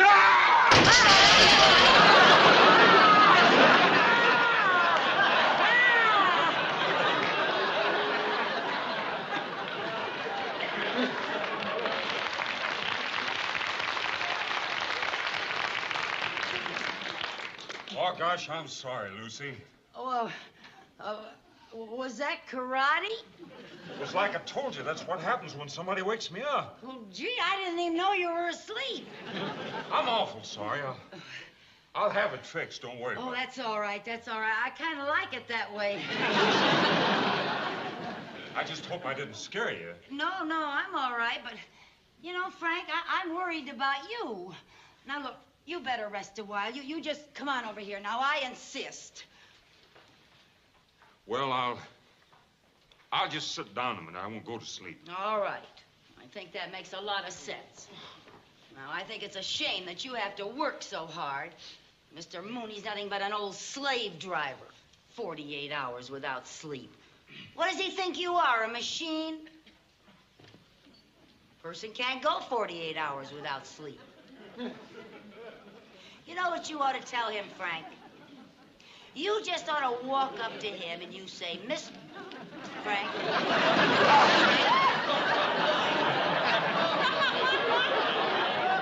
Frank. Oh, Frank.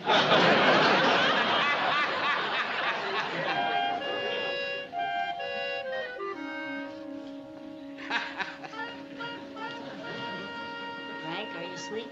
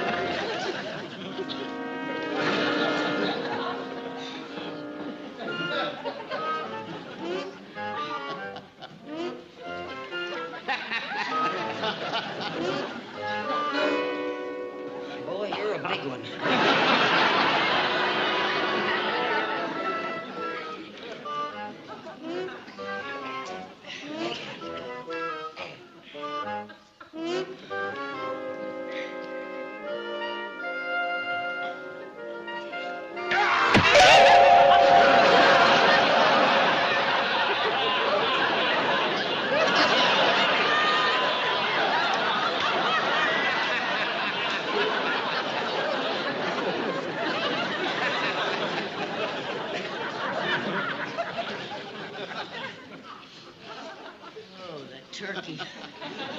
Oh, I'm so hungry.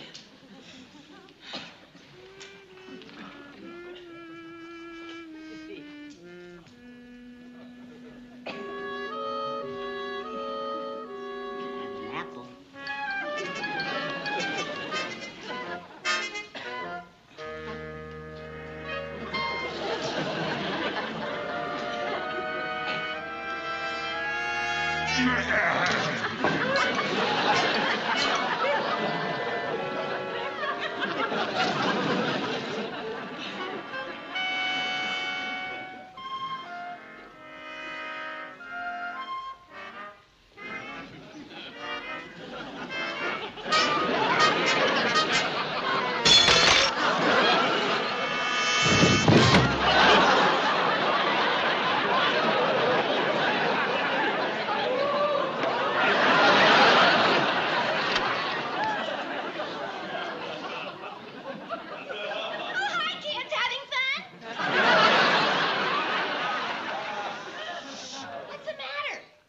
Sleeping. Oh, no. Oh, boy, now I've got the hiccups. I always get them when I'm hungry. The smell of that turkey's been driving me crazy. Well, Lucy, why is he sleeping? I'll explain later. Help me get rid of these hiccups before they wake him. Well, why shouldn't we wake him up? Because he learned karate in the commandos. He worked 48 hours, and if you wake him up, he'll break your brother's nose. I haven't got a brother. How about my Aunt Gussie?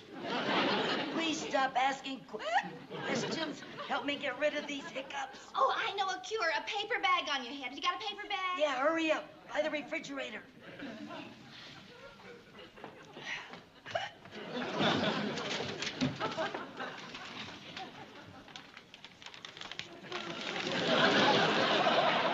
Now hold your breath and count to 10. Mary Jane! Where's the turkey? The whole family's over there banging their cups.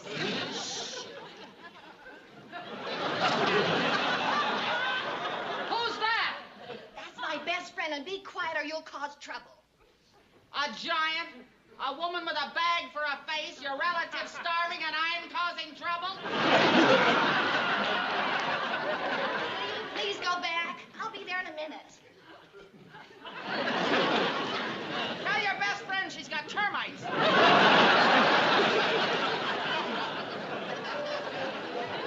Mary Jane. Mary Jane. I'm coming.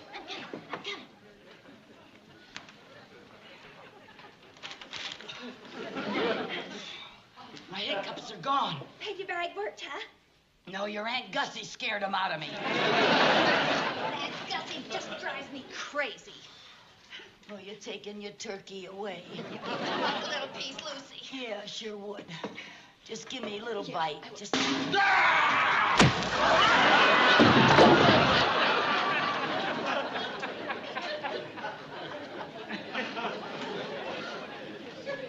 Oh. Gosh, I'm sorry. Well, you won't have to worry about who carves this year. Well, that's all right, Frank. Don't you be sorry. I want you to meet my friend, Mary Jane Lewis. Oh, hi. How do you do? My hand's all greasy. Oh, well, it's nice meeting you, Mr. Monument. I'll be going now, Lucy. Yeah, I hope your Aunt Gussie likes turkey hash. Yes, How long have I been asleep? Oh, not very long, but you were so tired, Frank. Well, I feel fresh and raring to go now. Okay, we'll go. The evening's still young yet. Sure. Okay. Come on. Ah, there you are. I've just come from the construction site and things are slowing down. I demand that you return to the job immediately. Mr. Mooney, I promised to take this lady out to dinner. I've caused her nothing but trouble all evening long, and I've practically wrecked her whole house. You wrecked her house? With one hand. With one hand?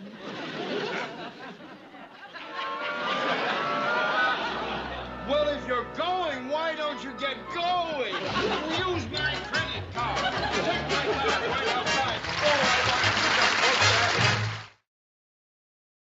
I thought a world traveler like yourself, dear Countess, might enjoy the sophisticated atmosphere of our little international supper club. Well, it's charming. It certainly is, and I think there are people from all over the world in here. Yes. And Mr. Mooney, I want to thank you very much for inviting me to go to the movies with you and the Countess.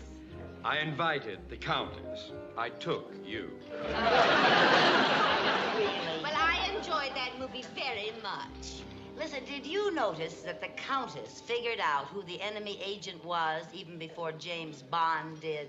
Yes, that was very clever deduction, Countess. Now tell me, how did you know that Keeler was the enemy agent? Well, for instance, the pipe-shaped cigarette holder that holds the cigarette upright. I've seen them used by many diplomats from behind the Iron Curtain. Well, how observant. I tell you, she notices everything. Oh, Lucy. You do. And do you remember when Keeler asked his dentist to replace his silver crown with a gold one? Yes. Well, that's because in Keeler's country, most of the dental work is done with silver, and he was afraid that the silver crown would give him away. Why, Countess, you are fantastic. I told you. You know, once when we went to a movie, she figured out who did it before we went in by just looking at the still pictures in the lobby. Oh. You remember? You know, Countess, with your powers of deduction and your knowledge of the international scene, you could be very valuable to our government in the intelligence service. Oh, Mr. Mooney, what an exciting idea. You really think I could do anything as dangerous as espionage work? Oh, indubitably. Well, if it's the kind of work that lets you sleep late in the morning, you'd be great at it. Boy, what an undercover agent she'd make. Now, come on. Good evening, sir. Ah, good evening, Zirka. You're right on time. Good.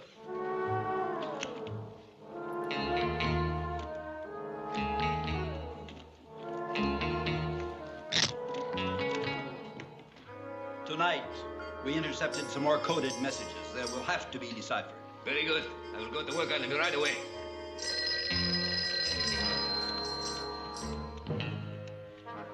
Hello? It's for you.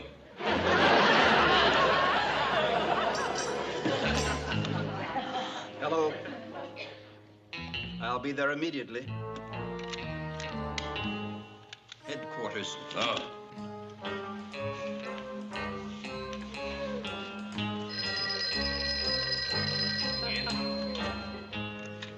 Hello? Napoleon who? You got the wrong number.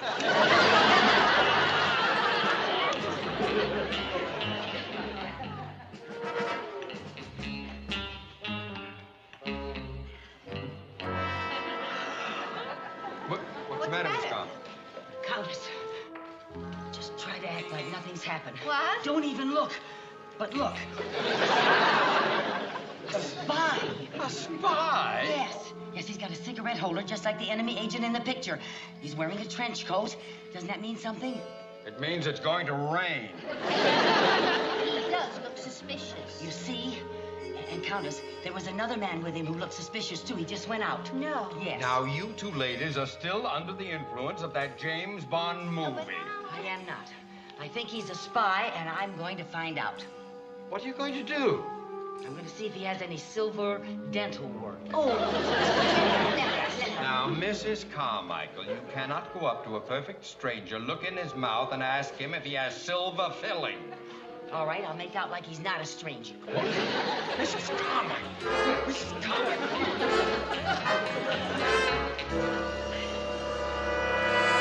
Well, if it's Danny Danzinger, you old son of a gun.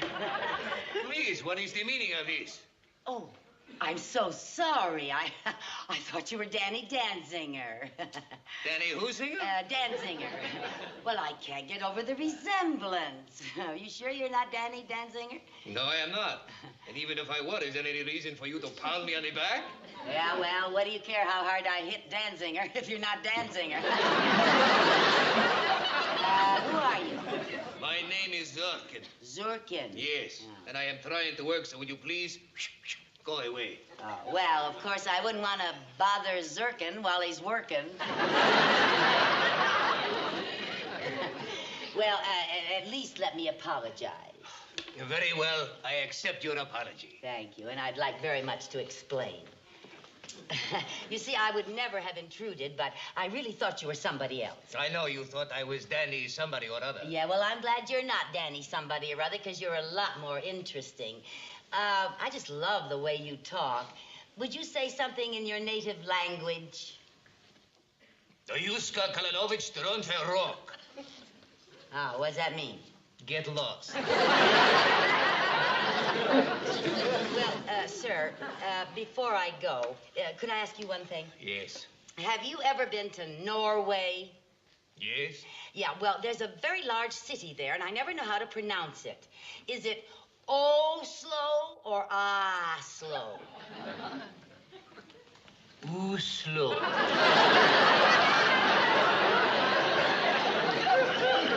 Thank you. You're welcome. Mrs. Carmichael, really? Did he have any silver fillings? Couldn't even get him to open his mouth. Oh, that's the trouble with spies. Oh, spies. But he did talk with a foreign accent. He did? Yes, just like the enemy agent in the movie. And he has the cigarette holder. He's wearing a trench coat. He's working on some funny-looking papers over there. I know a way to make him open his mouth. How? Get him to laugh.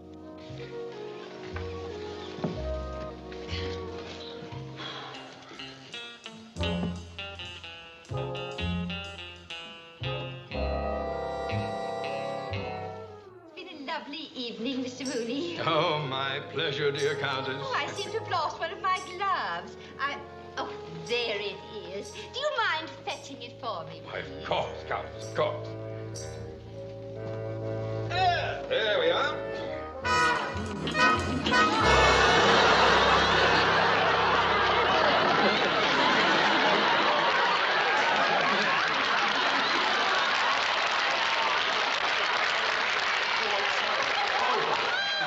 The washroom is that way.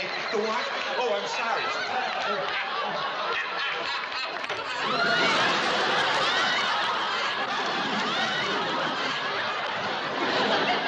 He's got enough silver back there to start a mint. Good. Now listen, what should we, now that we know he's a spy, should we call the police? No, I have a better plan. What? Yes, now, just a minute. Waiter. Yes, ma'am. What is that man drinking? Straight vodka. Yes. Well, will you please bring him a vodka with my compliments and serve me 4 glasses of water at his table? Water? Yes, in the same size glass as the vodka. Yes, ma'am. Yes, fine. What are you gonna do, Rosie? I'm going to try to win his confidence. Oh, dear, I still think we ought to call the police. No, I'm after bigger game. What do you mean? Yes, well, that man that he met earlier, you know. Yeah? I think he's the leader. We use him to get to the higher-up man. Well, how are you gonna do that? I don't think I will have any trouble convincing our friend we are working for a common cause. Voila. Why, Countess, if I didn't know you were Rosie Harrigan, I'd think you were Mata Hari. All right, what now? Ik denk du sollst weggehen. What does that mean? Get lost. Lost? Yes, he mustn't see you. The lady asked me to bring you a drink. What lady? Is this lady? Ah. And to what do I owe this honor? An apology for my friend annoying you I would like to make. You accept? I accept. Please. Dankeschön. Prost. Varia. Ah, it is smooth, eh? Like water. Nothing like a little vodka to quiet the nerves.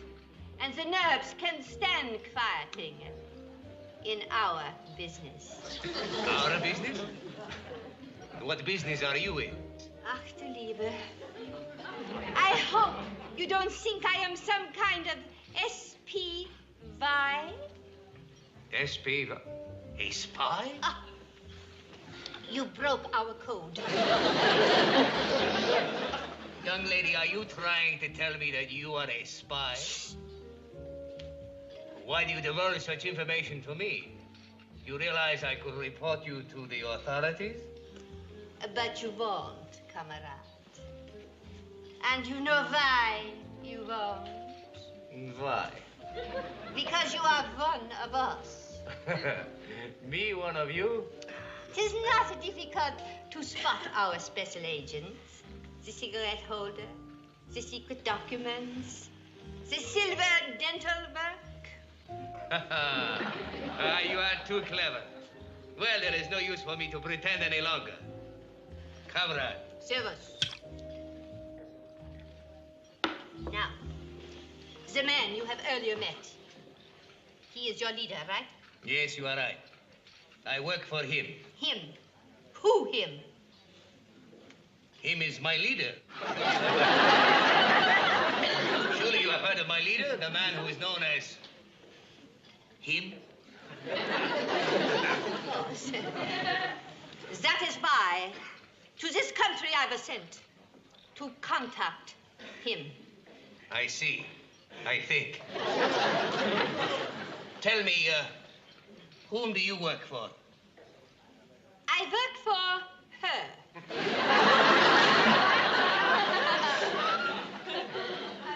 Her?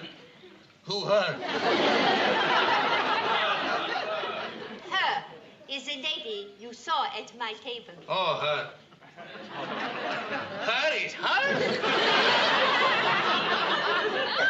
You mean to say that kooky redhead?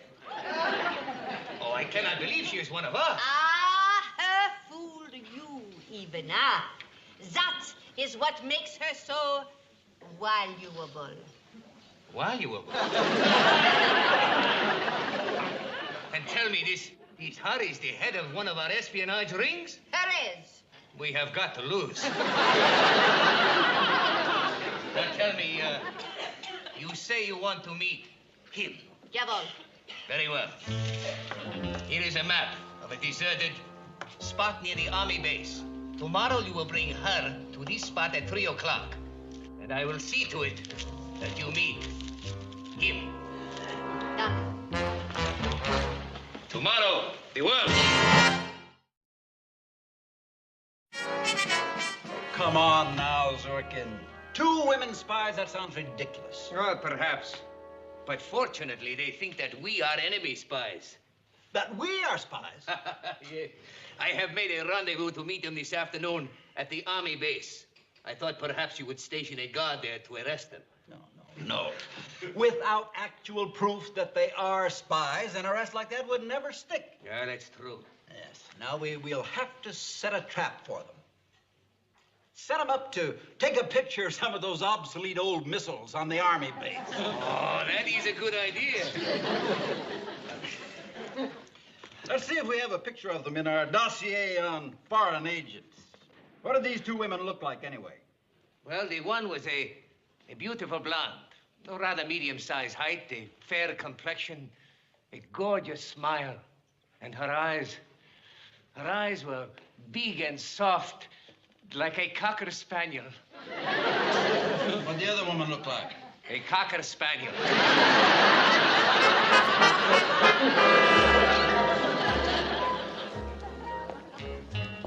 Kamerad. Ah. Good afternoon. Good afternoon. Allow me to present my leader. Her.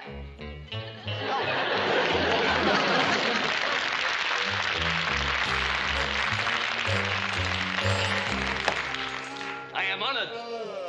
Don't ever bend over around me, Buster. You may get a judo chop. Look, where is him? You have promised we were going to meet him. First, him has an assignment for you. An assignment? Yes. Jawohl. And when you complete the assignment, then I will take you to him. Jawohl. Come.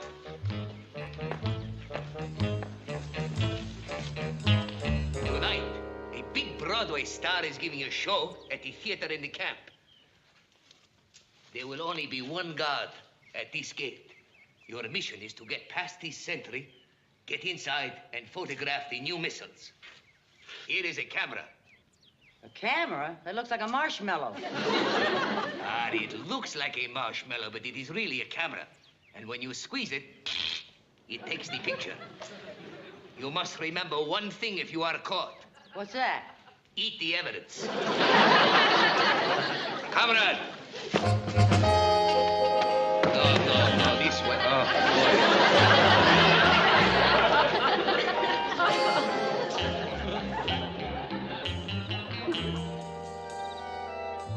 Yeah, there, Countess. Oh, thank you, Mr. Moody. I just can't find words to express how much I appreciate your being here.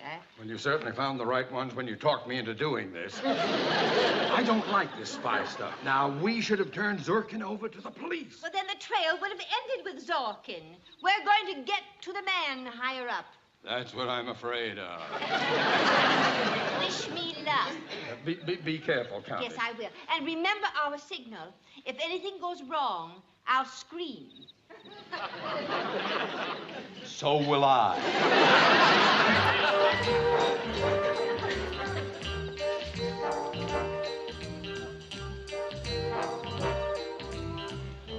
Pardon me, young man. I'm looking for Miss Channing. Channing? Oh, you mean Carol Channing? Yes, I'm her maid. She said she was going out for a breath of fresh air. Are you sure you didn't see her? Oh, if I ever saw her, I wouldn't forget it. Well, she must be around somewhere. She's around everywhere. Yes, Miss Channing. Miss Channing. Here I am, Suzette.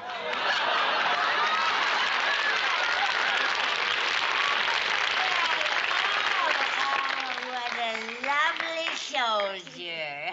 Gee, Carol Channing. Oh, what's your name, soldier? Saul Schwartz. Oh, I've always loved that name. If I had a son, that's what I'd call him. Saul? No, Schwartz. But come on, Suzette, honey, we better get into the theater. We had better. Oh, I'm sorry, Miss Channing. This here's a security area. Security area? Yes, ma'am. I'm not allowed to let anybody pass through this gate. Oh, but Shawl Doll, I have to do my show. Oh, I'm awful sorry, ma'am. Well, now, don't you want to see my show? Aren't you coming in to see the show? Oh, I'd love to, but I'm not allowed to leave my post. Oh, now, that's not fair. That's not fair at all. Well, now, you know what little old Carol's going to do for a little old Saul. Little old Carol's going to do her show right out here for a little old Saul. You will? You bet I am. Hello, Charlie. Well, hello, Charlie. It's so nice to have you back where you belong. You're looking swell, Charlie. I can tell, Charlie. You're still growing. You're still crowing. You're still going strong. Wow, wow, wow, wow. Charlie. Well, goodbye, Charlie.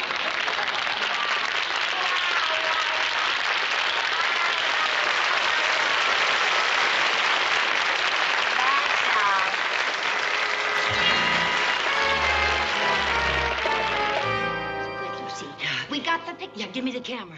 Now, Zurkin has got to take us to his leader. Well, where will we find Zurkin? Well, he said that he would be... Good evening. Who is this? He is one of us. He is one of us. And who is it? Oh, comrade. What a clever disguise. You have promised to take her to meet him? Ah, yes. But first, you will put on these blindfolds. Blindfold? Blindfold? Yes, of course. I am the only one who knows the location of him's headquarters. Quickly. Well, you don't expect me to drive an automobile blindfolded, even in California. course not, silly. I am driving. Quickly with the blindfolds now. Yeah.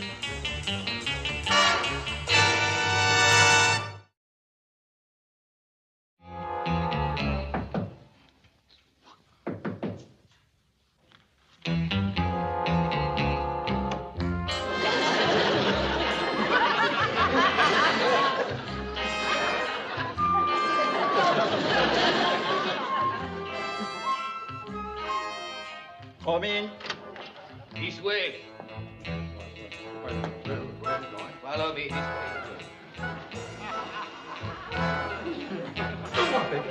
Watch where you're going. Good evening, Sirkin. Are these the secret agents you telephoned me about? Yes, my leader. Comrades, you may remove the blindfolds. And now, I would like to present him. Agent Zirkin informs me that you have some film of American missiles to deliver. Jawohl. Yes, sir. Right in this camera. Now, if this is the film we need, you have done our cause a great service. America will soon find out which is superior. Jawohl. You can say that again. Give me the camera. Eat the evidence. Don't anyone make a move. There's enough perfume in this bottle to blow us all to kingdom come. You? I mean, there's enough nitroglycerin in this bottle to blow us all to kingdom come. Here, keep them covered. I'll get help. Operator! Operator! Operator! This is an emergency. Get me United States intelligence right away.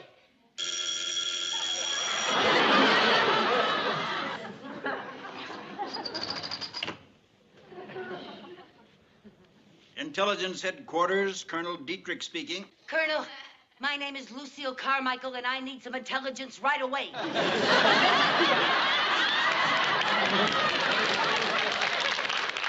the phone number here is Klondike 52700. Trace the address and send help at once. Will you please tell me what this is all about? Yes, my friends and I have captured the leader of an enemy spy ring. And this enemy spy leader, can you give me a description of him? Well, he's rather tall, kind of nice looking, and about 40 years old, and he's a big sneak. We know who he is. Him. No, him isn't. Now, oh, Colonel, now we can explain everything. And you are going to.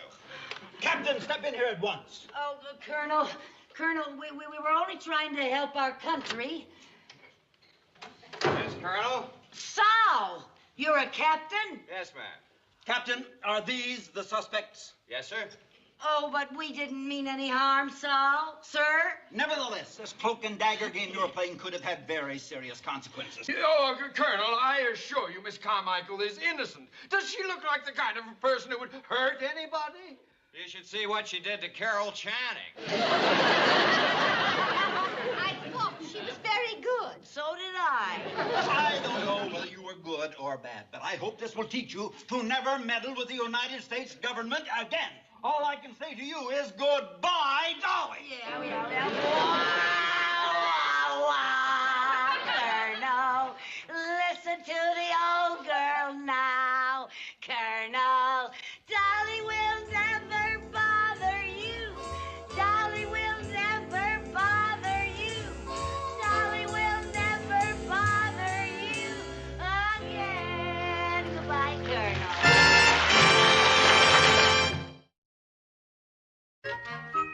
Hi, Lucy. Hello, Mary Jane. How are you, dear? Oh, fine.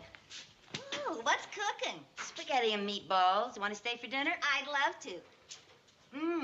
Ought to be ready pretty soon. How'd things go at your studio today? Well, it's not my studio. I'm just the script girl. Oh, I think this is ready now. Listen, you hold up that strainer so I can drain it.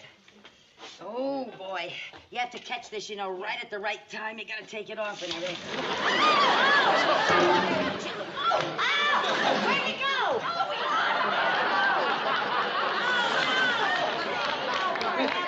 Hey, why, did you ever see anything like that in your life? Wow, that thing is hungry. Better feed it more often.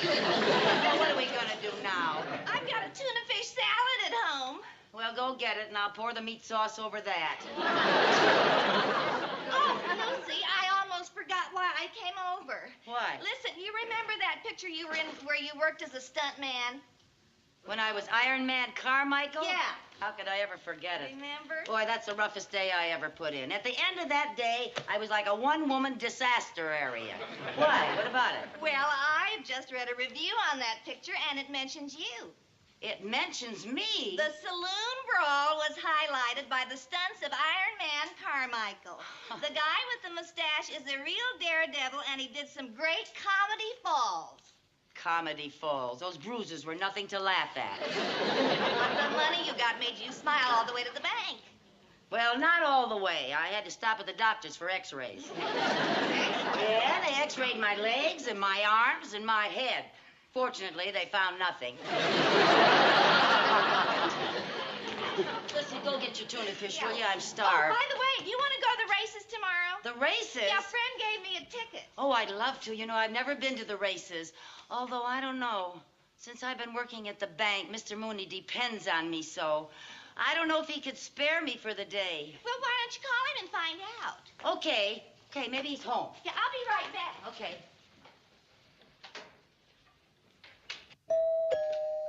Come on in, the door's open.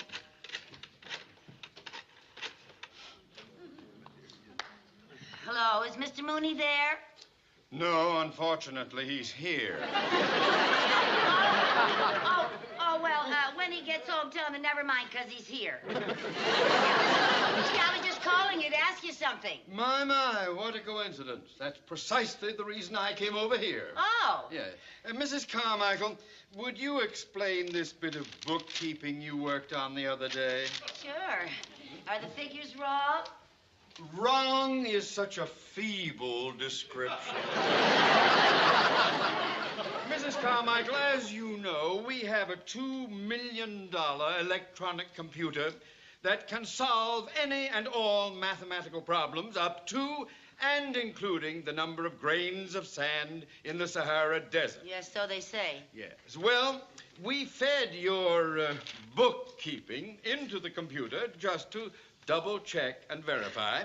And believe it or not, Mrs. Carmichael, the machine went into shock and blew out every power line between here and Boulder Dam. Those machines, they just can't be relied on. They can't be relied on! Well, I'm glad you agree with me. Agree with you? I couldn't agree with you less. For the love of heaven, if you did, I've never met a I'd better get out of here before I blow my fuse. Oh, you make me... What were you calling me about? Oh, it doesn't matter now. What? I was just wondering, maybe could I have tomorrow off?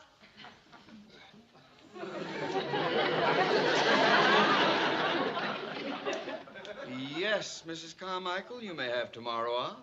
As a matter of fact, why don't you take a couple of days off? The rest might be very beneficial. Well, thank you, Mr. Mooney. How nice of you to be thinking of my health.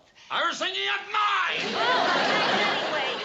Now I'll be able to go to the racetrack tomorrow. The racetrack? Yes, You are going to the races? Yes, a friend of mine has a couple of tickets. They're free tickets. I've never seen the horses run. If you want to see the horses run, you stay at home and look at a Western on television. Going to the racetrack is a very bad habit that can lead you on the road to poverty. And in your precarious financial situation, you don't need any help to get there. No more cheese and no going to the track.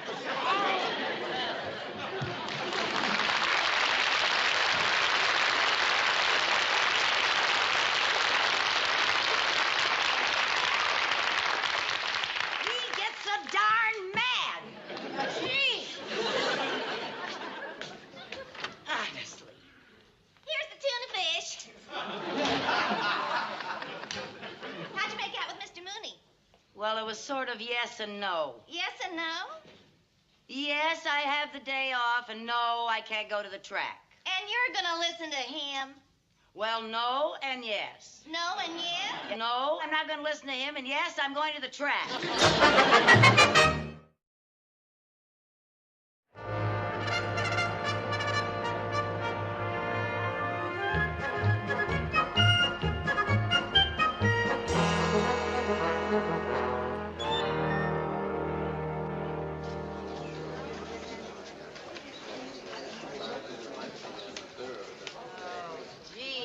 Jane, this is such a beautiful track, and I just love the lake. Yeah, they put that in so the losers can drown themselves. Well, you don't have anything to worry about. You're way ahead. Well, Lucy, you're my lucky charm. Oh? Yeah, you hit my last winner. How? What do you mean? You said hot stuff, and I bet on it. Oh, for heaven's sake, Mary Jane. I was talking about the mustard on my hot dog. Well, it was a good hunch bet, and it won. Oh, I would never bet on a hunch. Listen, don't you think you ought to go and collect your money? Oh, I always wait until the crowd thins out.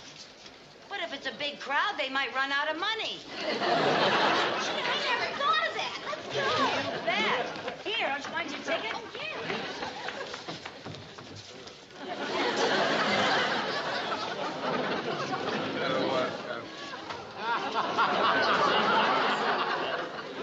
I'd like a table, please, preferably near the finish line. I want to see my winner come in. Well, I could seat you at this table, but you'd have to share it. I'd prefer to be alone. Well, I'm awfully sorry, sir. That's all I have left. Oh, well, all right, thank you. I'll take it. The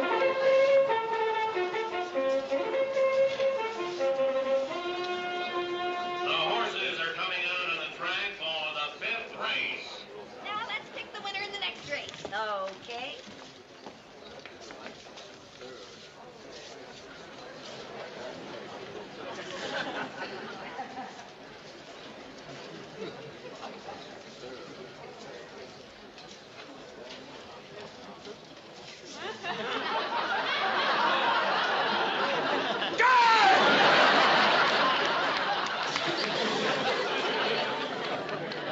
Well, Mrs. Carmichael, I see you disregarded my advice. You're here at the track.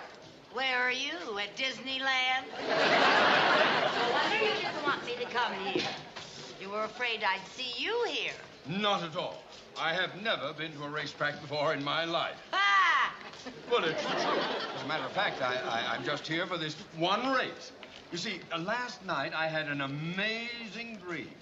I dreamed that I was a racehorse. You dreamed you were a racehorse? Yes, I was a racehorse, and I won the 5th race. Yes. Well, laughingly this morning, I told my wife Irma about it. Irma? Yes, Irma's his wife. They've been married for 25 years. Oh, you sure know how to hurt a guy. Anyway, I told Irma my dream, and lo and behold, she looked up in the newspaper, and there was a horse named Banker's Dream running in the 5th race, and the odds were 25 to 1. Now, don't tell me that you believe in hunches, for heaven's sake. No, I don't believe in hunches. But Irma does. So she insisted that we bet on this race. So if you ladies will excuse me, I'll go and place my bet. Yeah, I mean, I'll go and invest my $10.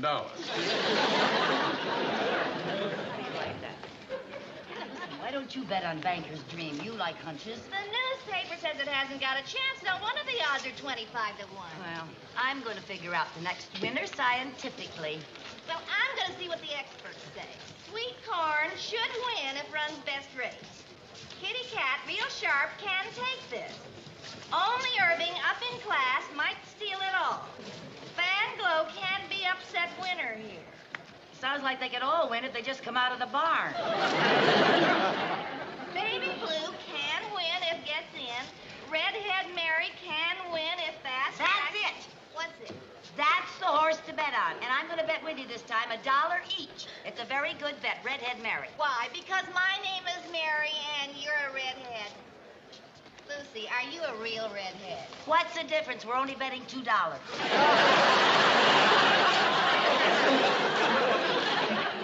You said you never made hunch bets, Lucy. This is not a hunch bet. I figured this out scientifically. What's your science? Redhead Mary is number 9 in the program. And this is the 5th race. And 9 times 5 is 45. Now, the race is 6 furlongs, and 6 plus 45 is 51. The jockey's weight is 119 pounds, and 119 plus 51 is 170. Now, divide 170 by the horse's age, which is 10.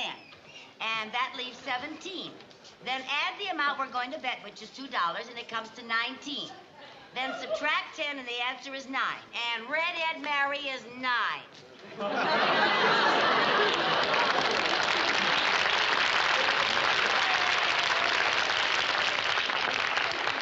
But, Lucy, why did you subtract 10 from 19? Well, how else could I make it come out 9? Well, that's good enough for me. Let's go bet. Certainly. Mrs. Carmike, What? thank heaven you're still here. Why? Here's $10. I want you to buy a ticket to win on Banker's Dream. I've got to get out of here. Why? What happened? I just saw one of the bank's biggest depositors. Did he see you? No, but I can't take any chances. A banker at a racetrack is as conspicuous as Yul Brynner standing among the Beatles. I've just got to get out. Yeah. Now remember, $10 to win on Banker's Dream, and hurry. Yeah. Lucy, the $10 winners are down there. Okay. And I'll be over here. All right. The horses are at the gate. They're getting in now, and our choice just unseated her jockey. He's up now, he's not hurt, and he's back in the saddle. Now our choice is going into the starting gate. The flag is up, and they're off and running. And the start is our choice, Baby Blue, Banker's Dream, Only Irving, Fan Glow, Redhead Mary, and others are trailing. Rounding the turn is our choice by a nose, Banker's Dream, second by a head, Only Irving third, and Redhead Mary is closing ground. Down the stretch and heading for home, it's Banker's Dream and Redhead Mary fighting for speed. It's Banker's Dream. Now Redhead Mary is going on again. As they hit the wire, it's Redhead Mary and Banker's Dream. It's Redhead Mary by a length. And the winner is Redhead Mary. Terribly sorry I got carried away. That's all right, lady. I'm sure glad you didn't use a whip. Oh, we won. We won. Oh, we'll get plenty of money for this $2 ticket. Yeah, well, poor Mr. Mooney is out $10. But Happy New Year, Mr. Mooney. Here, you cash it. You fix it. No, we'll cash it together. Come on. Let's go. Oh, Oh, hi, Mary Jane. oh, hi. How you doing? Oh, this is our lucky day. We picked a winner. Yeah. Oh, Lucy, this is Danny Doyle, director at our studio. This is Lucy Carmike. How you do? Miss Carmichael? Carmichael. Say, are you by any chance related to the stuntman Iron Man Carmichael? Iron Man, he's my brother. Oh, that's wonderful. I've been looking all over town for that guy. Oh. I've got a great stunt for him tomorrow, my new pirate picture. Oh. Where is he? He's in Miami, Florida. Oh, really? What's he doing? He's got a job. He's boxing polar bears. Polar bears in Florida? Yeah, I guess they went there for the winter. Anyway, he's very busy. Well, I'm sorry he's tied up. I had a great job for him. Oh. If you'll excuse me, I want to figure out this next race. Very nice to meet you. Nice meeting you.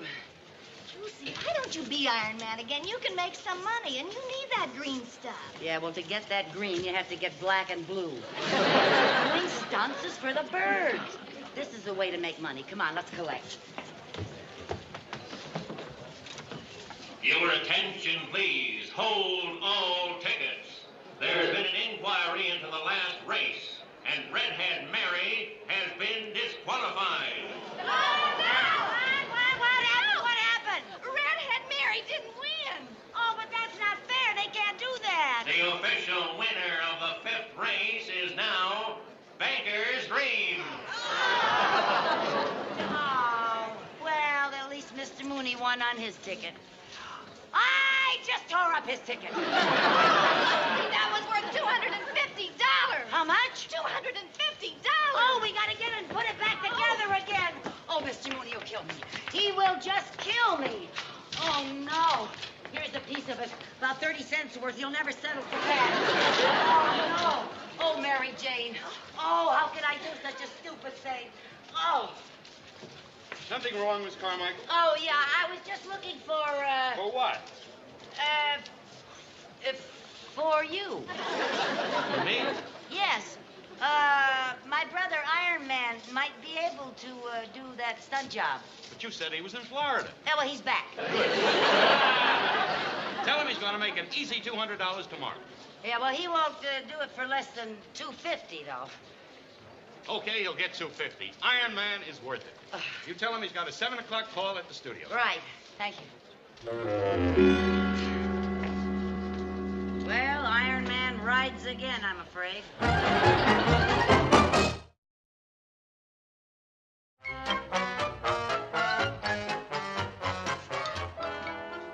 Mr. Mooney, good morning.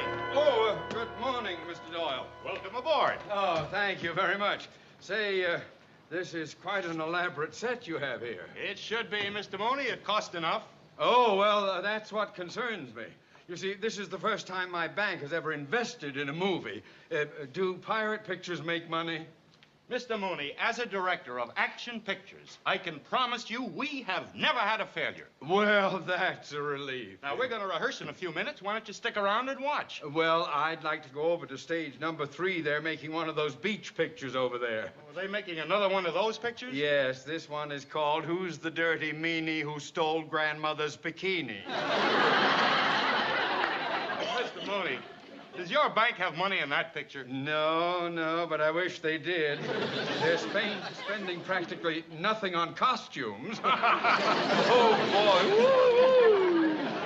Well, when you finish over there, you come back here and watch us. Well, if I can drag myself away. I want all the stuntmen on the set, please. The script girl, too, please. Stay with me.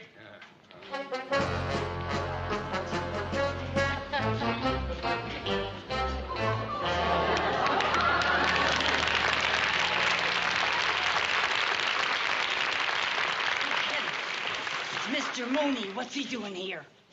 He'll never recognize you, Lucy. Excuse me. Can you tell me the way to stage 3? It's the stage to the right. Oh, thank you very much. Thank you. Say, aren't you Mrs. Carmichael's friend? Yes. Oh. Well, possibly you could tell me where she is. Oh, well, that's a coincidence. She's looking for you. She wants to give you the money you won at the track. Maybe she's at the bank. No, she isn't at the bank. She isn't at home either. No, of course, if it was anyone but Mrs. Carmichael, I might suspect that she'd absconded with my winnings. But, of course, she's honest, she's trustworthy, she's probably in Las Vegas with my money.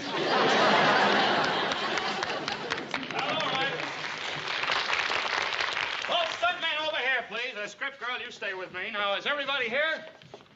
Iron Man, where's Iron Man? Right here. Well, if it ain't Iron Man. I guess you feel pretty good after getting those great reviews. Well. You're not going to get away with that. Now, come on, cut it out. Now, look, Ben, I want to discuss some changes. Since we have been lucky enough to get Iron Man here, we're going to switch parts around. Rusty, I want you to play Cutlass Joe, and Iron Man, you play Scurvy Sam. You told me that I could play Scurvy Sam. Yeah, let him have the part. He's scurvier than I am. No, I want you. Now, come on, Rusty, give Iron Man the patch. I'll see that you don't get good reviews on this show. Oh, cut it out. Save that for the picture. All right, now, we're going to start here where we fight over the treasure. Now, men, remember, you have been swigging rum all day, and you're mean. Scurvy Sam, you're the ringleader. You want all the jewels and gold. All I want's $250. You'll get it. All right, now, everybody get your props. Well, Mr. Mooney, back so soon. How'd you like your bikini picture? They threw me off the set. Oh, were you smoking? No, drooling. You stick close to me. We'll show you some real action. Oh, all right, now, everybody around the treasure chest. And we're going to start with a fight over the treasure. This is where I get you, in this scene. Wise guy, huh? Action!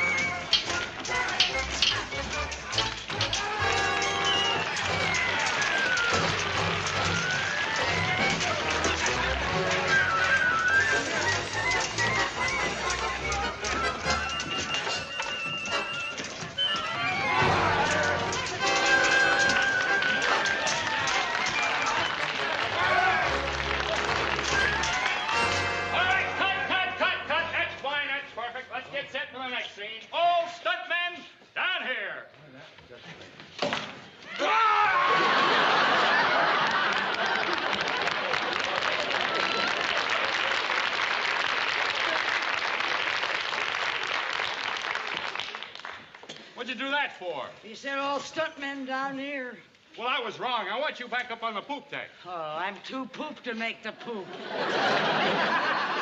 Now, come on, Sam, you can do it. Man, I want you to put some life into this. This is where you get rid of Scurvy Sam. Get rid of me, please. Let me walk the plank. No, you don't walk the plank. We shoot you out of a cannon.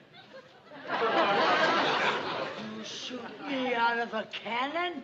Not me, you don't. I quit. Who wants to make $250? All right, just call me Cannonball. All right, man, stuff him into the cannon. Stuff him into the cannon.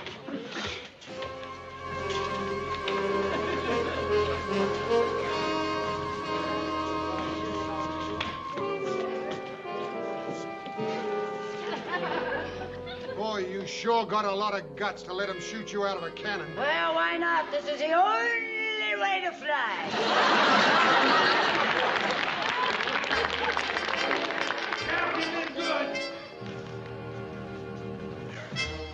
All right, light the fuse.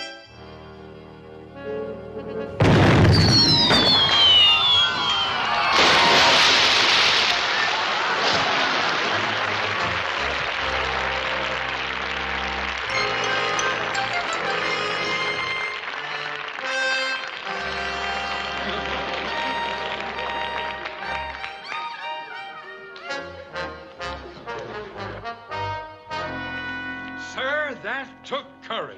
Let me shake your hand. Oh, that was great, Iron Man. Just great. Now, that's all for today. Go get your check for $250. Just make the check out to Theodore J. Mooney. Me? Why? Banker's dream, buddy. And I'm off and running.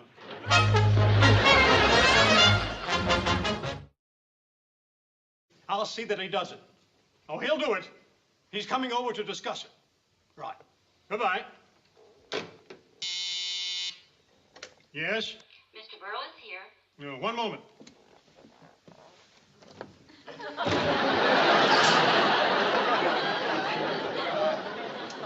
Send him in. I'm in, pal. I'm in. How are you, Kerry? Beautiful. I love your office. Beautifully decorated. Wonderful. Wall-to-wall Burl. Isn't that beautiful? And, oh, another picture of my favorite comedian.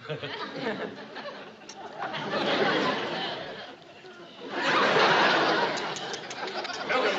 Yeah, what is it? Milton, sit down. Hey, what is it, Jerry? Milton, I called you in to talk about the part you're playing in the next movie. Yeah? Have you read the script yet? Oh, I read the script, Jerry. It's a great role for me. An alcoholic, down and out, poor hobo. Milton, this is a sensitive, serious role. Oh, stop worrying. Are you kidding? Didn't I just finish Joe Levine's picture? Before you start, the producer feels you should do a little research. Research? What do you mean, research? If you're going to play the part of an alcoholic derelict, Yeah? you've got to live like one. What do you mean by that? Well, when Paul Newman played the part of a prize fighter, he actually lived as a prize fighter for several weeks before he played the part. Oh, really? Yes. Marlon Brando lived as a cowboy before he played the part. Gee, I wonder what part Sinatra's rehearsing for. I just asked, that's all. You know what I mean. No. Dig into the character of this guy.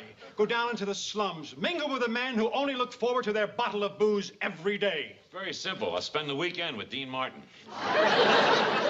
That should be very good research. Milton, by research, I mean you should go down and live like a derelict on Skid Row.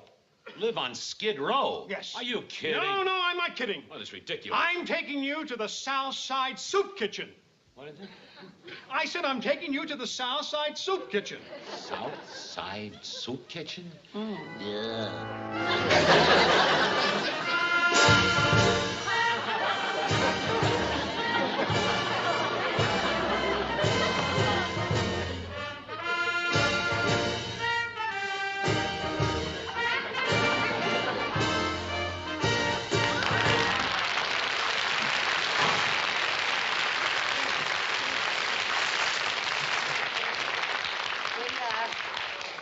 There you are, sir. Just a minute. There you are. Nice piece of meat. Oh, Lucy, I just love doing this volunteer work. So do I. Oh, we're out of plates. Oh, dishwasher, more plates, right away.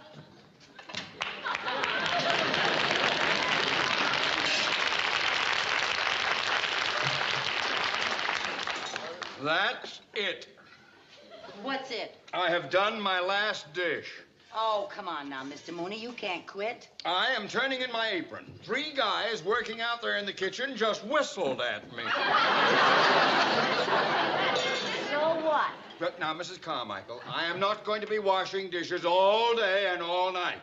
We're not going to be here tonight. No, but my wife makes me do them at home, too. So I'm going to get my coat and go to the bank. Oh.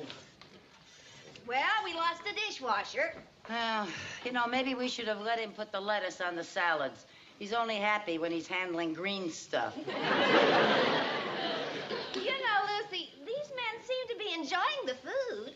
Yeah, I'm glad they're eating their dinner instead of drinking it. You know, I heard that last New Year's Day, they served chicken and wine sauce. They had over 200 chickens, and it was gone in 10 minutes. They run out all that chicken in 10 minutes? No, they ran out of wine sauce. Well, I think they like what we're serving today. I think they like the way it looks. It's attractive. For instance, look, this salad. Oh, you like my salad? I think it's beautiful. And it's not just a hunk of lettuce thrown on the plate. It shows that you took time and patience. And I think the men appreciate that. Well, I always was an artist of cottage cheese. Oh, yes, sir. There you are, sir.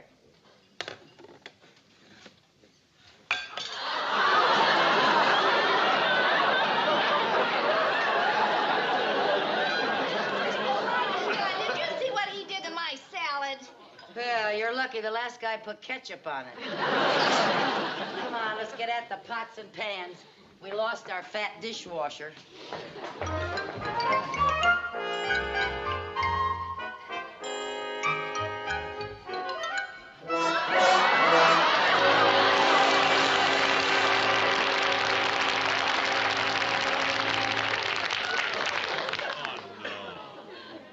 This is it, Milton. This is it. I was here once. Jack Benny took me here for dinner. And never forget, he picked up the check and left me with the tip. Boy, what a... Milton, Yeah. You're not a comic. You're a derelict, an alcoholic. Yeah. And you're here to study the drunks. I'm going to study him, and don't worry. I got a lot of practice. You know what I just did? I even filled this whiskey bottle with tea to make it authentic. See, I'm not a wino. I'm a T.O. Oh, Milton, even when you're a tramp, you're hilarious. Good luck, Milton. Yeah. Look. Hey, Jerry, I'll be back in the office in about 2 hours. Wait a minute. What do you mean, a couple of hours? Well, it'll take me that long to study the men. I'll be back there in a couple of hours. Oh, Milton, it'll take much longer than a couple of hours. Oh, you mean it'll take a couple of days? No. Good. It'll take a couple of weeks. Yeah. 2 weeks. Goodbye. If I live here, I may die here.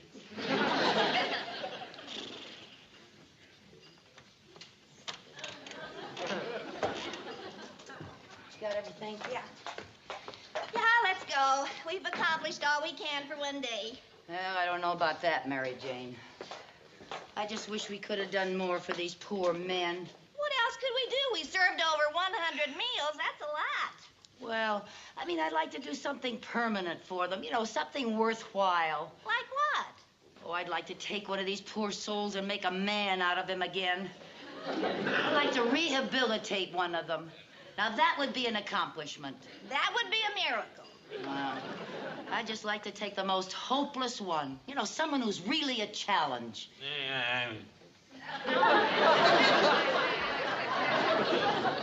Like that poor soul over there. Look at him. He's not sitting with the others. He's not talking to anybody. Just drinking his life away. Now, that's a challenge if I ever saw one.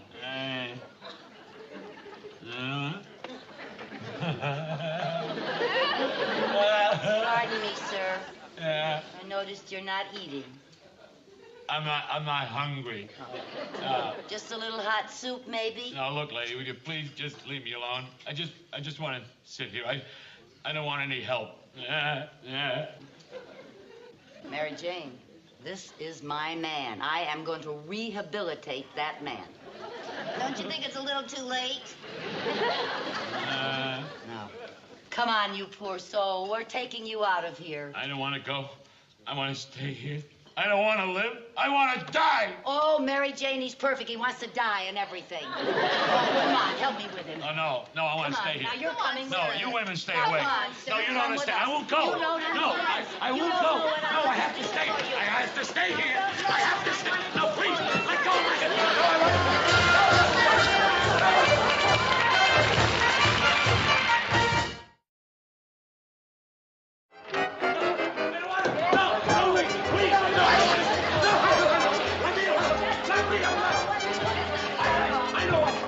Stay here and let us help you. Mary Jane, go find him a place to stay. I don't want a place to stay. No. I don't want a place to stay. Don't lock the door. Don't lock the door, Stand please. right here. Oh, no. I gotta get out of here. I gotta get out You're of here. not getting out of here. You're staying right here. Yeah. I don't want you sleeping on any park bench tonight. You're going to feel a lot better sleeping in a nice, soft bed. Soft beds are very bad for me. 'Cause Why? I have a bad back. You have a see? bad back? Yeah, I walk funny. See this? I walk Oh, well, that's terrible. That's why I have a bad back. Yeah, all right. Well, don't you worry. Things are going to be a lot different now that I've found you. Yeah, I wish you'd lose me. Goodbye. Now, look, don't be hostile. I'm not hostile. I'm only trying to help you, Mr. I don't even know your name. Berman. Berman? Yeah. Mr. Berman. Mr. Berman. Yeah. Just like the comedian Shelley Berman. And you know something? I'll bet you could be just as successful as he is if you tried. What's your first name, Mr. Berman? Herman. Herman Berman? Well, you see, lady, my father was a poet, and he named my sister Sherman Berman. I have to go. I gotta No, get... you can't. I gotta go, lady. I have to You're go. gonna stay here. You need help, and I'm gonna give it to you. Oh, no, please, I'm lady. gonna give you a fresh start. Don't you You understand? do me a favor. Open the door and give me a new start. No! Now you're gonna get yourself all cleaned up. I'm not... Yes, you Don't are. take my coat off. No, yes, lady, you are. please. You're gonna get shaved and all cleaned Please. up, and I'm gonna wash your Wait a shirt minute. for you. What are you... I'm gonna give you a nice No, warm please. You're gonna be There's a a new draft man. around here, lady. You're gonna be a new man now. I don't want to be. I Yes, want to now be listen. what I am. I want to be a derelict You're and gonna a bum. feel a lot better when you get shaved and washed and cleaned. You know, I'd swear I've seen you some other place. If it wasn't for that scar, where did you get that scar? What's... Oh, this guy? Yeah. Oh, I did it myself. How? I was so depressed I wanted to cut my wrist, and I had bad aim. Oh. I gotta get out of here. No, you don't. Now, you do need help. Oh, yeah. Now, you stay right here while I get some towels and things, get you all freshened up, and I'll give you a nice, clean shirt. Now, you just sit back and relax. Yeah. Now, let me take the Oh, bottle. no! All right. Oh, she'll take my bottle. All right, okay. This is my bottle. All right, okay. You'll be a good boy now till I get back. Yeah. I'll get you some towels. Yeah, give me some time.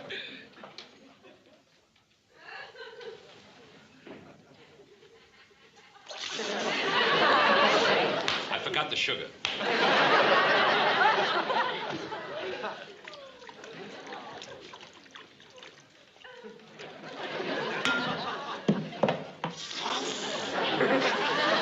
Hey, gentlemen. Come on now, I want you. Oh, come on, look better than that. Oh, Mr. Berman. Yes, You've been drinking again. How can you tell? Oh, you ought to be ashamed of yourself. Yeah, my bottle is empty. Well, I got no more liquor. Well, look, you give me this, and I'll make you some tea. No! Don't make any more tea. Oh, all right, okay. Don't make any more tea. All right. Ah! Ah! What's the matter? Don't let it get me. What? Don't let it get me. That big hairy spider up there in the chandelier. There's a big hairy spider? Yeah, right up there in the chandelier. The chandelier? Yeah, right up there. Well, I don't see any hairy spider. We don't even have a chandelier. Oh, go away. Now, it's all gone. Is it gone? Yeah, it's all gone. Yeah, it's good. It's all gone now. What about that giant bee? Where? Right over there. Okay, you see a giant bee? There's a giant bee over there. All right, I'll get nothing. Ah, the bee! Get away, bee! Oh. The giant bee's coming Where's at me. the bee? He's attacking me. Where? There he is. Kill him, huh? Here he is on my cheek. There he is. I'll get him. Yeah, right there. Did you kill a bee? That bee right What there. about that purple giraffe? Where? Behind you. Kill it. Yeah. Kill it. No, you hit him in the knee. A little higher. Kill it. Give him a All right, I'll kill him. There. I got him right between the eyes. Yes, no. You can't kill a giraffe like that. Oh, yes, I can. Not This with is this. giraffe spray. It's a giraffe. Yes, he's falling. He's up. Ah! He's dying. The giraffe is dying. Yeah, he's dead. How did you get to the giraffe? Oh! He's dead. I know he's dead. He's dead. Oh, my giraffe. I feel terrible. Well, why? He was a mean old giraffe to scare you. I messed up your room with the terrible dead giraffe. Oh, that's all right. I'll sweep it under the rug. Yeah. Now, come on. No. What's the Don't matter? step on the giraffe. Oh, I'm sorry. Pick him up. Yeah, well, I want you to lie down. No, I'm never going to lie down. Come on. I can't rest till we get this giraffe out of here. Oh, boy, you may be drunk, but you sure are neat. And there's one thing I can't stand, is to have a dead giraffe in a living room. Oh, okay. All right. If you make you happy, we'll get it out of here. All right, pick it up. Oh! What's the matter? You picked up the bean. Ah! Now pick up the giraffe. Okay. All right. I'll take him this side. All right. I'll take him this side. All right. And we'll put him over here. All right. What end have I got? I don't know. I guess you got the other. I got the head. Yeah, figures I got the heavy end. Yeah. All right. What do we do with him now? Get open the door. Let him out. I got to open the door? Open the door. Open the door. I got to put him down first. Put him down first. Yeah. Open the door. Okay. Open the door. Yeah, I will. Get the key. Yeah, I'll open it. I can't stand a dead giraffe in here. It's all right. We'll get him out. Now pick him up. Okay. Back up. I am. I gotta get his neck out. How long is his neck? About so long. How long? Oh, so long. Here, hold the giraffe.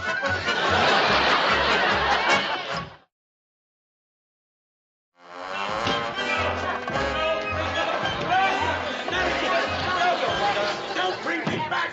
Don't bring me You are staying right here. Now you stop running away. This doesn't make any sense. We're trying to help But you. you're not helping me. You're hurting me. And if you don't stop, I swear I'll kill you 1,000,000 times. Did you hear what he said? I'll kill you 1,000,000 times. I did not. I did not say that. No wonder he looks familiar. And that funny walk. Do you know who he is? Sure, that's who it is. He's Jackie Gleason. Oh, Lucy, it's Milton Berle. Milton Berle? Oh, I knew his show went off the air, but I never thought he'd come to this. I used to watch his show, and I thought he'd come to this. Listen, I am not Milton Berle. Well, you look just like him. Well, it's the mistake because I'm his twin brother, Arthur Berle. I didn't know he had a twin brother. Yeah, well, nobody does. No, nobody does. My brother, Milton, he keeps me hidden because he knows that I'm funnier than he is. He stole all my jokes and stole everything from me. He didn't. Yes, he did. And you know all those things? I swear I'll kill you 1,000,000 times? Yeah? He stole that from me. Oh, no. Yeah, and a funny walk and all that stuff. That was yours? Yeah, that was all mine. And he's making a fortune on that stuff. That's that's right. terrible. That is terrible. Yeah. Why, I think Milton Berle even steals from his own brother. I think he should be exposed. No. Oh, no. Why not? It would only get me into trouble. You see, I swore to everybody, if I ever told anybody that I was his brother, you know what he'd do? He'd kill me 1,000,000. Well, that's just terrible. That is just terrible. Yeah, it is. Is there anything that we can do to help you, Arthur? Yes, there is something. What? Anything? Please let me go. Just please let me go and let me keep my secret. Huh? Well, if that's what you want. It's not what I want. It's what I must do. It's a far better thing I do than I have ever done before. I must go. I must go off into oblivion so my brother Milton can remain a star. Parting is such sweet sorrow, but I must go. I must go. You gotta get that giraffe out of here.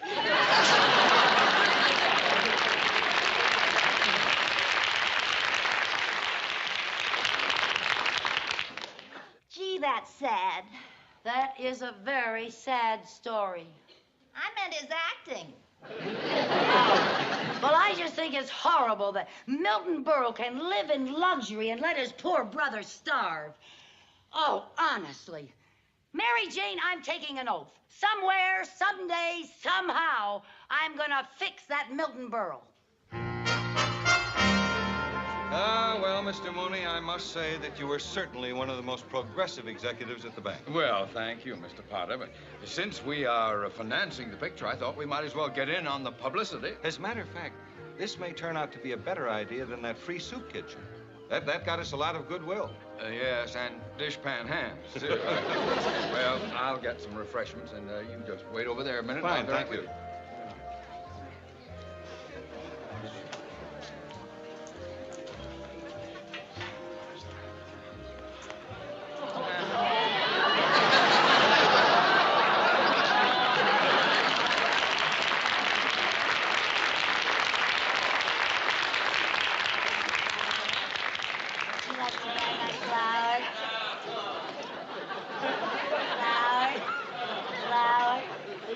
Buy my flower? No, thank you. Mr. Mooney.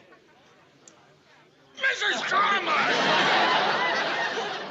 What are you doing here? What are you doing in that cheesy Mary Poppins outfit? I read that Milton Berle was going to be here for a press party today. And you want to give him that dress to wear in his act? He'll be here for a very humane reason. A very humane reason? Yes. 2 weeks ago, I took an oath. Because poor Mr. Berle, Arthur, not Milton, saw purple giraffes and hairy spiders, and because his brother, Milton, not Arthur, stole his very funny walk and his "I'll kill you 1,000,000 times." He stole all that, and this is my chance to get even with Milton, not Arthur, for making him see giant bees and bats in his hair, live his whole life out of a bottle and everything. Mrs. Carmichael, I haven't been so confused since our bank started compounding interest daily. Just answer one question. Whatever you're going to do, are you going to do it to me? Oh, well, that's worth a flower any day. No? Oh. Hello, folks. How are you? Welcome to my press party, and I'm very glad to see you. Hello, George. Hello, Eleanor. Hello, Sid. How are you? Hope you have a good story for us. Always have a good story for the press. Sit down. Uncle Milty! That's me. Can I have your autograph, please? He wants my autograph. I saw you do your act 20 years ago in Cincinnati. Really? Yeah. And 2 weeks ago in Las Vegas, I saw you do the same act. Shall we sit down, Eleanor? Everybody gather around. I have quite a few things. Well, Eleanor? Now, Milton. Yes, darling? The one thing I want to tell my readers is that Yeah. despite your brashness, you really have a heart of gold. Well, Eleanor, I've tried not to lose my humbleness. Buy my flowers, You know what I mean? lady. Buy my flowers. Milton Berle. They all know me. They all know me from king to commoner. And she's a little commoner than most. Oh, he looks just like his twin brother. What? I didn't know you had a twin brother. Yeah, well, they don't look much like anymore, you see, because this one's so well-fed and his brother's starving. Oh, wait a minute, young lady. Wait a minute. Oh, are you finished with that? Boy, that's just an olive pit. Oh, it's all right. I'll grind it up for your brother. He can make soup for his whole family. That fool? Yeah. His brother and I have stood in lots of bread lines together down on Skid Row. I take the crust and I let him have the soft part because he doesn't have any teeth at all. Please, don't write that down. Don't write that down, please. Do you want the names of his 9 kids or your story? His twin brother has 9 kids. Yeah, the smallest one is named Tiny Tim. Now, wait a minute. Sorry, Eleanor. I want this for your brother. No, get away I want all this No, food get for away your from brother. there. I'm going to take it home for your brother. See, your brother doesn't get any greens at all, so I have to take it home. Unless his bread gets moldy, he doesn't get anything like this. Now, give me that. Just a minute. Stop kicking that little old lady. Now, this is all a mistake. It's a mistake. Yeah. This is where you can have your old autograph back. No. And you can't be my Uncle Milty anymore either.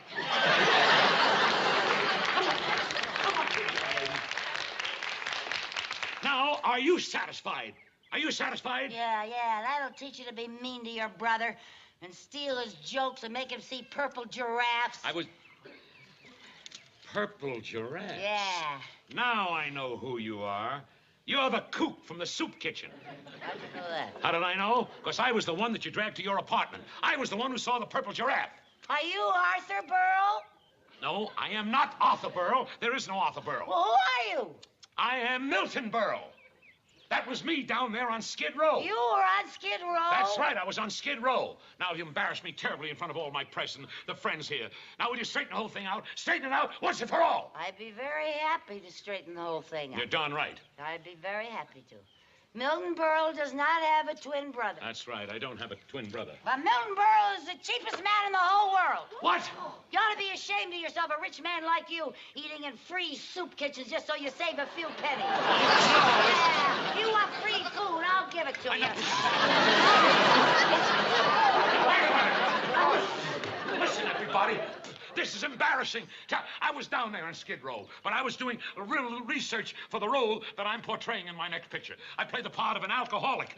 And you, look at the mess you got me in. I'm sorry. You got the mess. I'm sorry. If you weren't a girl, I'd hit you right in the mouth. I didn't mean You know it. what I I'm trying to didn't tell mean you? to. I was talking, Well, but I I didn't tried mean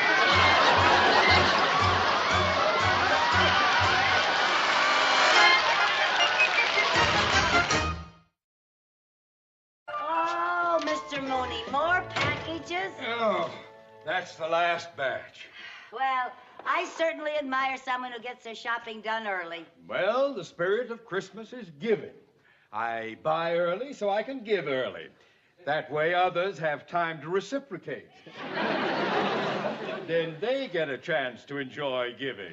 Oh, I see. Well, I love to give, too, but this year I just can't afford to be extravagant. Usually I get so carried away with the Christmas spirit that by New Year's I can't even pay my bills. I can vouch for that. Well, this year I'm really cutting down. I'm just going to get a little tree, you know, one of those little ones that sits on a table. Last year I got a great big tree. It cost me $20. I wouldn't pay $20 for a tree if Tarzan and Jane were living in it. Well, you see, except for the children, I'm not even giving any gifts this year. I'm really cutting down. Well, I'm proud of your decision not to be extravagant. You know, working for the bank has been a good influence. Some of its conservatism has rubbed off on you. Yeah, I wish some of its money would. Here, now, we'll have none of that. Oh, I was just kidding. Oh, yes, yes. Oh, Mrs. Carmichael. Yes, sir. I would like you to put the names from those packages on these Christmas gift cards. Yes. For you to correspond with those. Yes. Yes, thank you. Oh, and, Mr. Mooney, since we're on the, you know, we're talking about Christmas presents, I'm not going to be able to give you anything this year, so please, please don't embarrass me and give me anything. Oh, well, all right. In that case, yes. Oh, you already bought me something? Well, I'm sure it can be returned. Oh, what is it, Mr. Mooney? Well, what's the difference? You're not getting it. Oh, but it's such a pretty package. Won't you just give me a hint? No. Just one little hint? All right. It's a hand-knit sweater imported from Italy. Oh, Mr. Mooney, you shouldn't have. I'm not. Oh, well, nevertheless, it's the thought that counts, and that was pretty good thinking. And now, if you don't mind, would you get busy with those cards, Yes, please? yes, sir. Oh, and Mrs. Carmichael. Yes, sir. Now, remember, each one of these packages has a slip of paper with the name of the person it goes to. Yes. Now, I want you to put the name on a gift card. Yes. Then put the corresponding card on the corresponding package. Yes. Now, do you understand that? A 10-year-old child could understand that. Well, I don't have a 10-year-old child. I had to settle for you. It's the season to be jolly.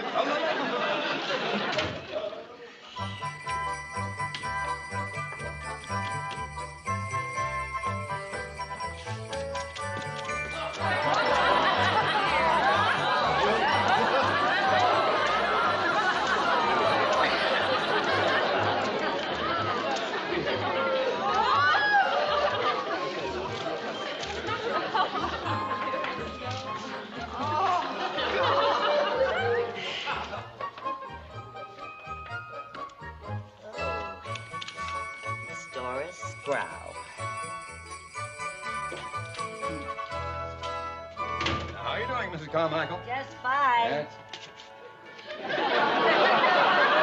Mrs. Carmichael! What have you done? I was just doing what you told me to do. Not that way! Now how will we know which card goes on which package? Oh, Mr. Mooney, their names are right here, and you know what you got them. But I don't know what's in the packages. Why, I can't tell my Aunt Clara's umbrella from my nephew's baseball bat. Oh, I'm sorry. Aunt Clara would look pretty silly standing out in the rain holding up a baseball bat. I don't know why you have to raise your voice like that. I'm not mad at you. If you'd always holler at me, I wouldn't make so many mistakes. I don't know. You shouldn't holler at people anyway, especially at this time of year. You should have goodwill towards your fellow man, even if he's a woman.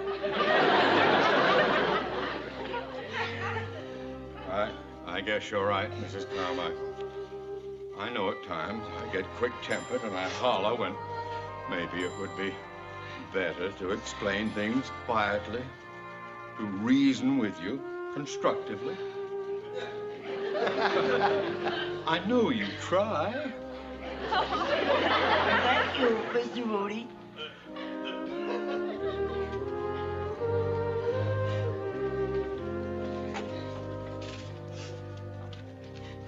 Mrs. Carmichael, Yes? I want you to take this. Oh, thank you. Back to the store and get a refund. And with the money, you will buy enough ribbon and wrapping paper to redo all of those packages. Yes, sir. And Mrs. Carmichael, Yes? you are very lucky that I don't know which package the baseball bat is in.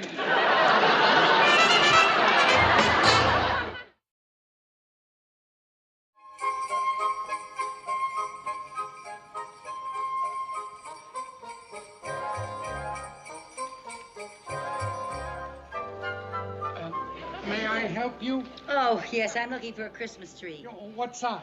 Well, this year I've decided to get a small tree, something small enough to put on a table. Well, these small trees are very popular. They come in all the pastel colors. Yeah, I'll say they do. We can spray them in any color. Well, could you spray one green so it'll look like a Christmas tree? This must be your first Christmas in Hollywood. Yes, it is. Well, the small green trees are right over here. Oh. Right through there. Right here? That's it. There they are. Oh. This one? Yes.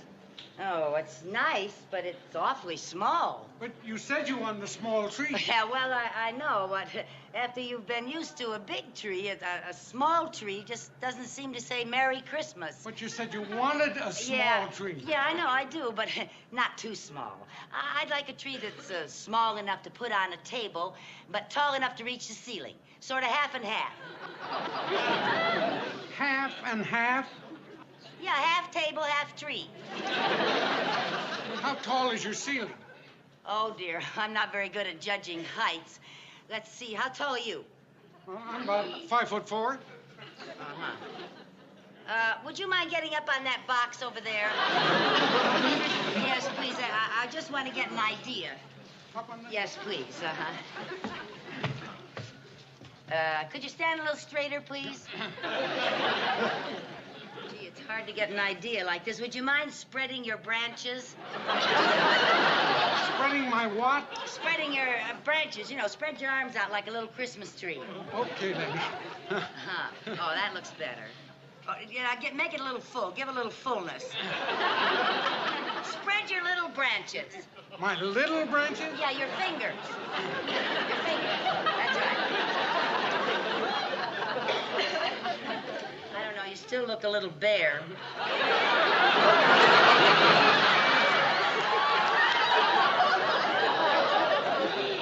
Of course, this is without ornaments and everything. Well, maybe you'd like to throw some tinsel on it. No, you look just fine. Oh, there's just one thing more. Would you put this up on your head? I just want to get an idea of the height. Yeah. Now, spread your branches. Oh, Yeah, that looks good. That's perfect. Thank you. Oh. Thank you. Gee, you make a wonderful tree. Please, not in front of the dog.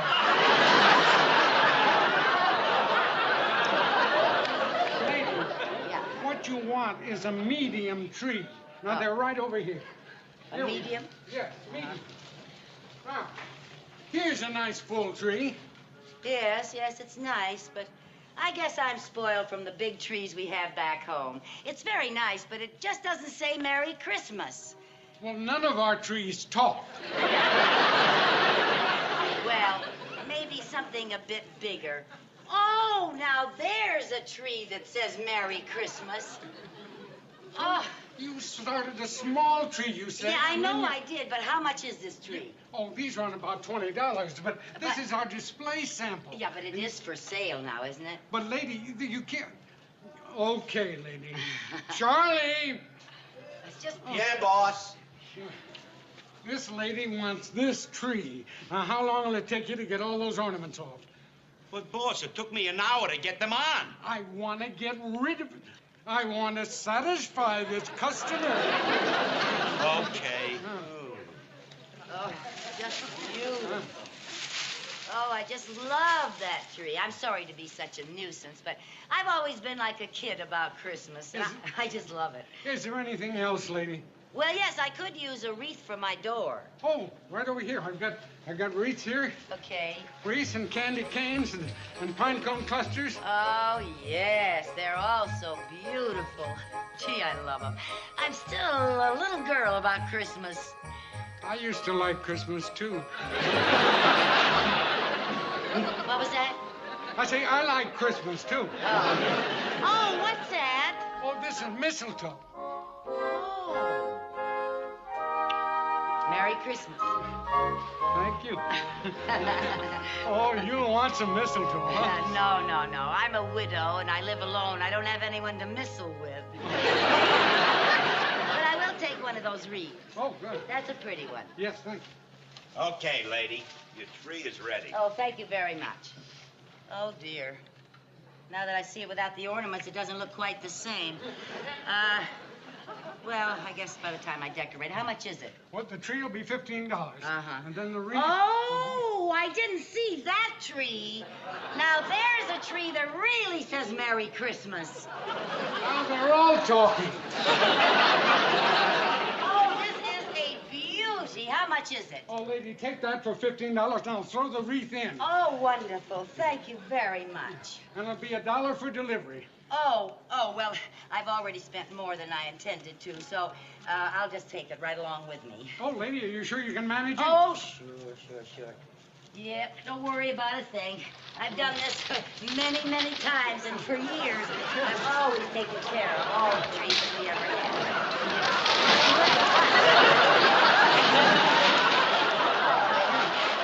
Oh, I'm afraid I tipped over that little tree.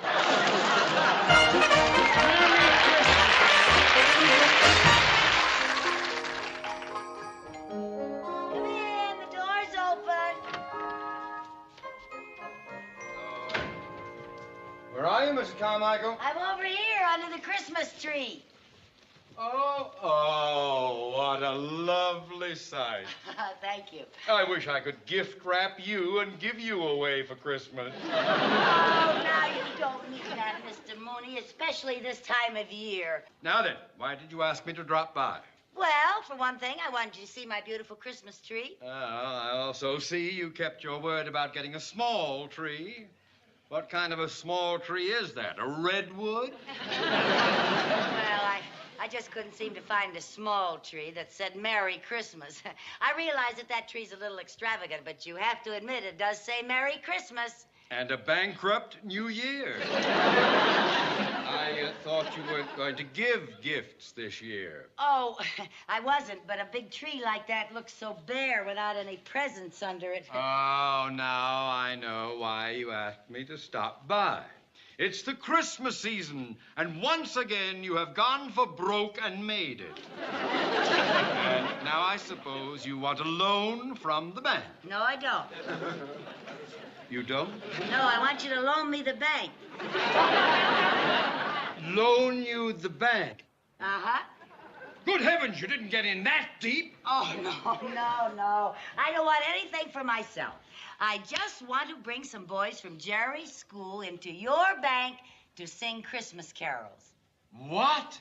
Christmas isn't Christmas without carolers. Remember back in Danfield, I used to bring the little fellas around every year? I remember. Well, now, whether you like this or not, my boys always raised a lot of money for our Christmas charity. Well, granted, it was for a good cause, but out here, it's impossible. Impossible? Why? I am not the manager of this bank. I am new here.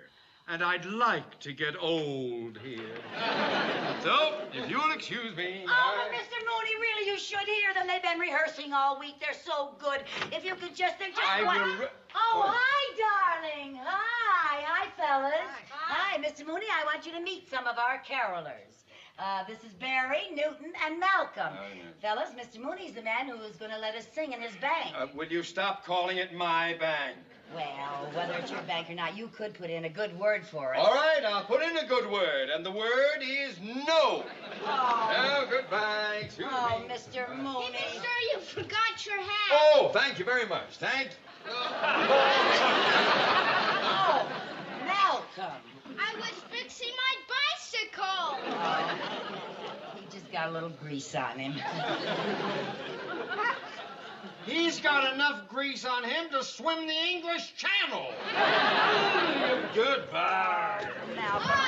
Oh, hello, boys. Stanley, didn't you forget to take off your skates? I lost my skate key. Oh, not again. Oh, Bruce, Lenny, Lester, Steve, and Stanley. This is Mr. Mooney, who is... Just leaving. Step aside, youngster. Take an aisle, please. Mr. Mooney, before you go... Merry Christmas to all, and to all a good night.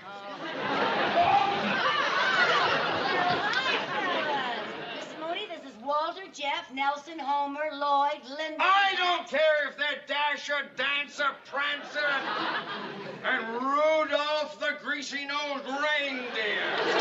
Now, you tell your mob to disperse. I'm getting out of here if I have to use tear gas. Oh, please, Mr. Mooney, you can't turn us down. Just look at their little faces. I will not be intimidated. Oh, please, Mr. Mooney, it would mean so much to the boys. And you know, it is our duty as citizens to encourage these boys to have healthy activities to keep them off the street. Right now, they're keeping me off the street. Mr. Mooney, carolers singing in your bank for charity will create a lot of goodwill. Mrs. Carmichael, I wish you would stop making me feel like Scrooge.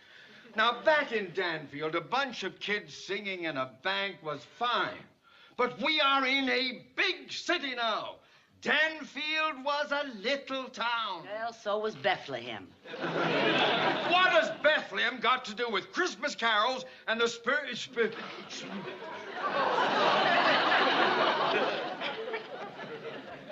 You baffle me, Mrs. Carmichael. I know I'm smarter than you are, but I could never win an argument. You mean you will put in a good word for us? Well, I think I can get the bank to see it our way. Oh, thank you, Mr. Mooney. Hey, fellas, let's hear it for Mr. Mooney. Praise the Dollar Bell, oh, praise the Dollar Bell, oh, praise the Dollar Bell.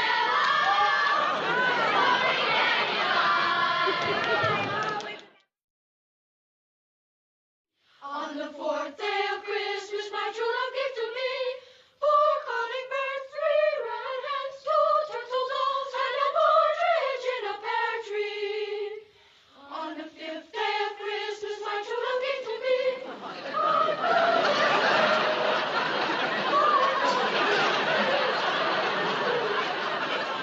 partridge in a pear tree.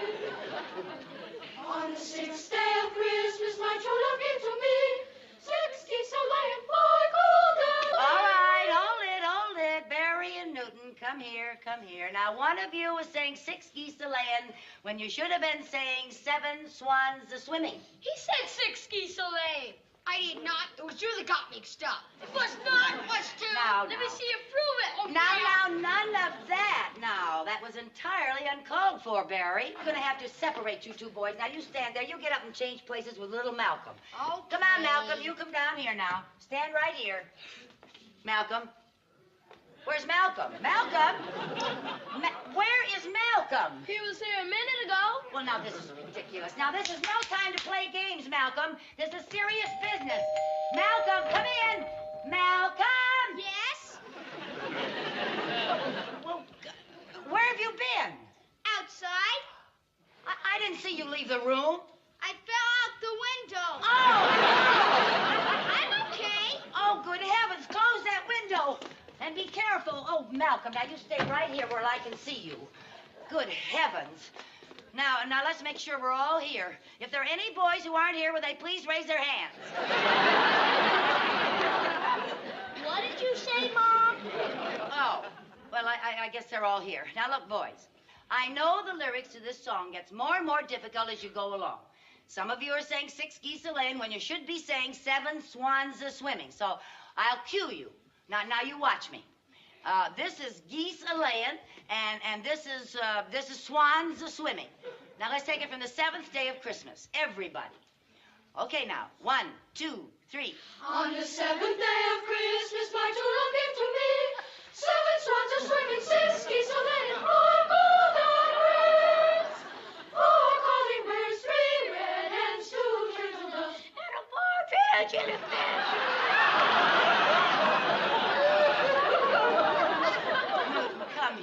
Come here. Now, what's happened? You started out a bass, you wound up a soprano. I can't help it, Mrs. Carmichael. Just goes like that. Oh, dear.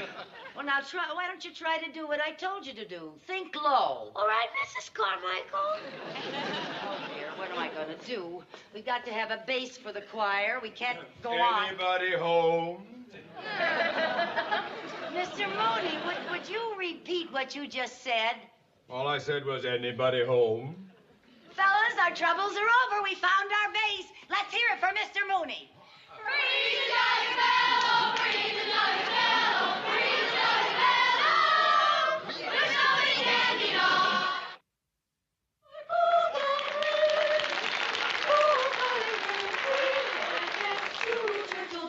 And a partridge in a pear tree. On the 7th day of Christmas, my true love gave to me 6 geese a-laying, 4 golden rings, 4 calling birds, 3 red hens, 2 turtle doves, And a partridge in a pear tree. On the 8th day of Christmas, my true love gave to me 8 maids of milk and 6 geese a-laying, 5 Sorry, boys. We got a little mixed up. I'm terribly sorry, sir. Boys, now you watch me, and I'll help you through the lyric with the cues. Now, remember? Now we'll start with the 8th day of Christmas. All right, now, everybody. I'm terribly sorry. Forgive us. On the 8th day of Christmas. 1, 2, 3. On the 8th day of Christmas, my true love gave to me 8 maids of milk and 7 swans a-swimming, 6 geese a-laying, 4 golden rings, 4 calling birds, 3 red hens, 2 turtle doves. And a partridge in a pear tree. On the 9th day of Christmas, my true love gave to me 9 ladies dancing, 8 maids of milk and 7 swans a-swimming, 6 geese a-laying, 4 golden rings, 4 calling birds, 3 red hens, 2 turtle doves. And a partridge in a pear tree. On the 10th day of Christmas, my true love gave to me 10 lords a-leaping, 9 ladies dancing, 8 maids a milking, 7 swans a-swimming, 6 geese a-laying, 5 golden rings, 4 calling birds, 3 red hens, 2 turtle doves. And a partridge in a pear tree. On the 11th day of Christmas, my true love gave to me 11 pipers piping, 10 lords a-leaping, 9 ladies dancing, 8 maids a milking, 7 swans a-swimming, 6 geese a-laying, 5 golden rings, 4 calling birds, 3 red hens, 2 turtle doves. And a partridge in a pear tree. On the 12th day of Christmas, my true love gave to me 12 drummers drumming, 11 pipers piping, 10 lords a-leaping, 9 ladies dancing, 8 maids a milking, 7 swans a-swimming, 6 geese a-laying, 5 golden rings, 4 calling birds, 3 red hens,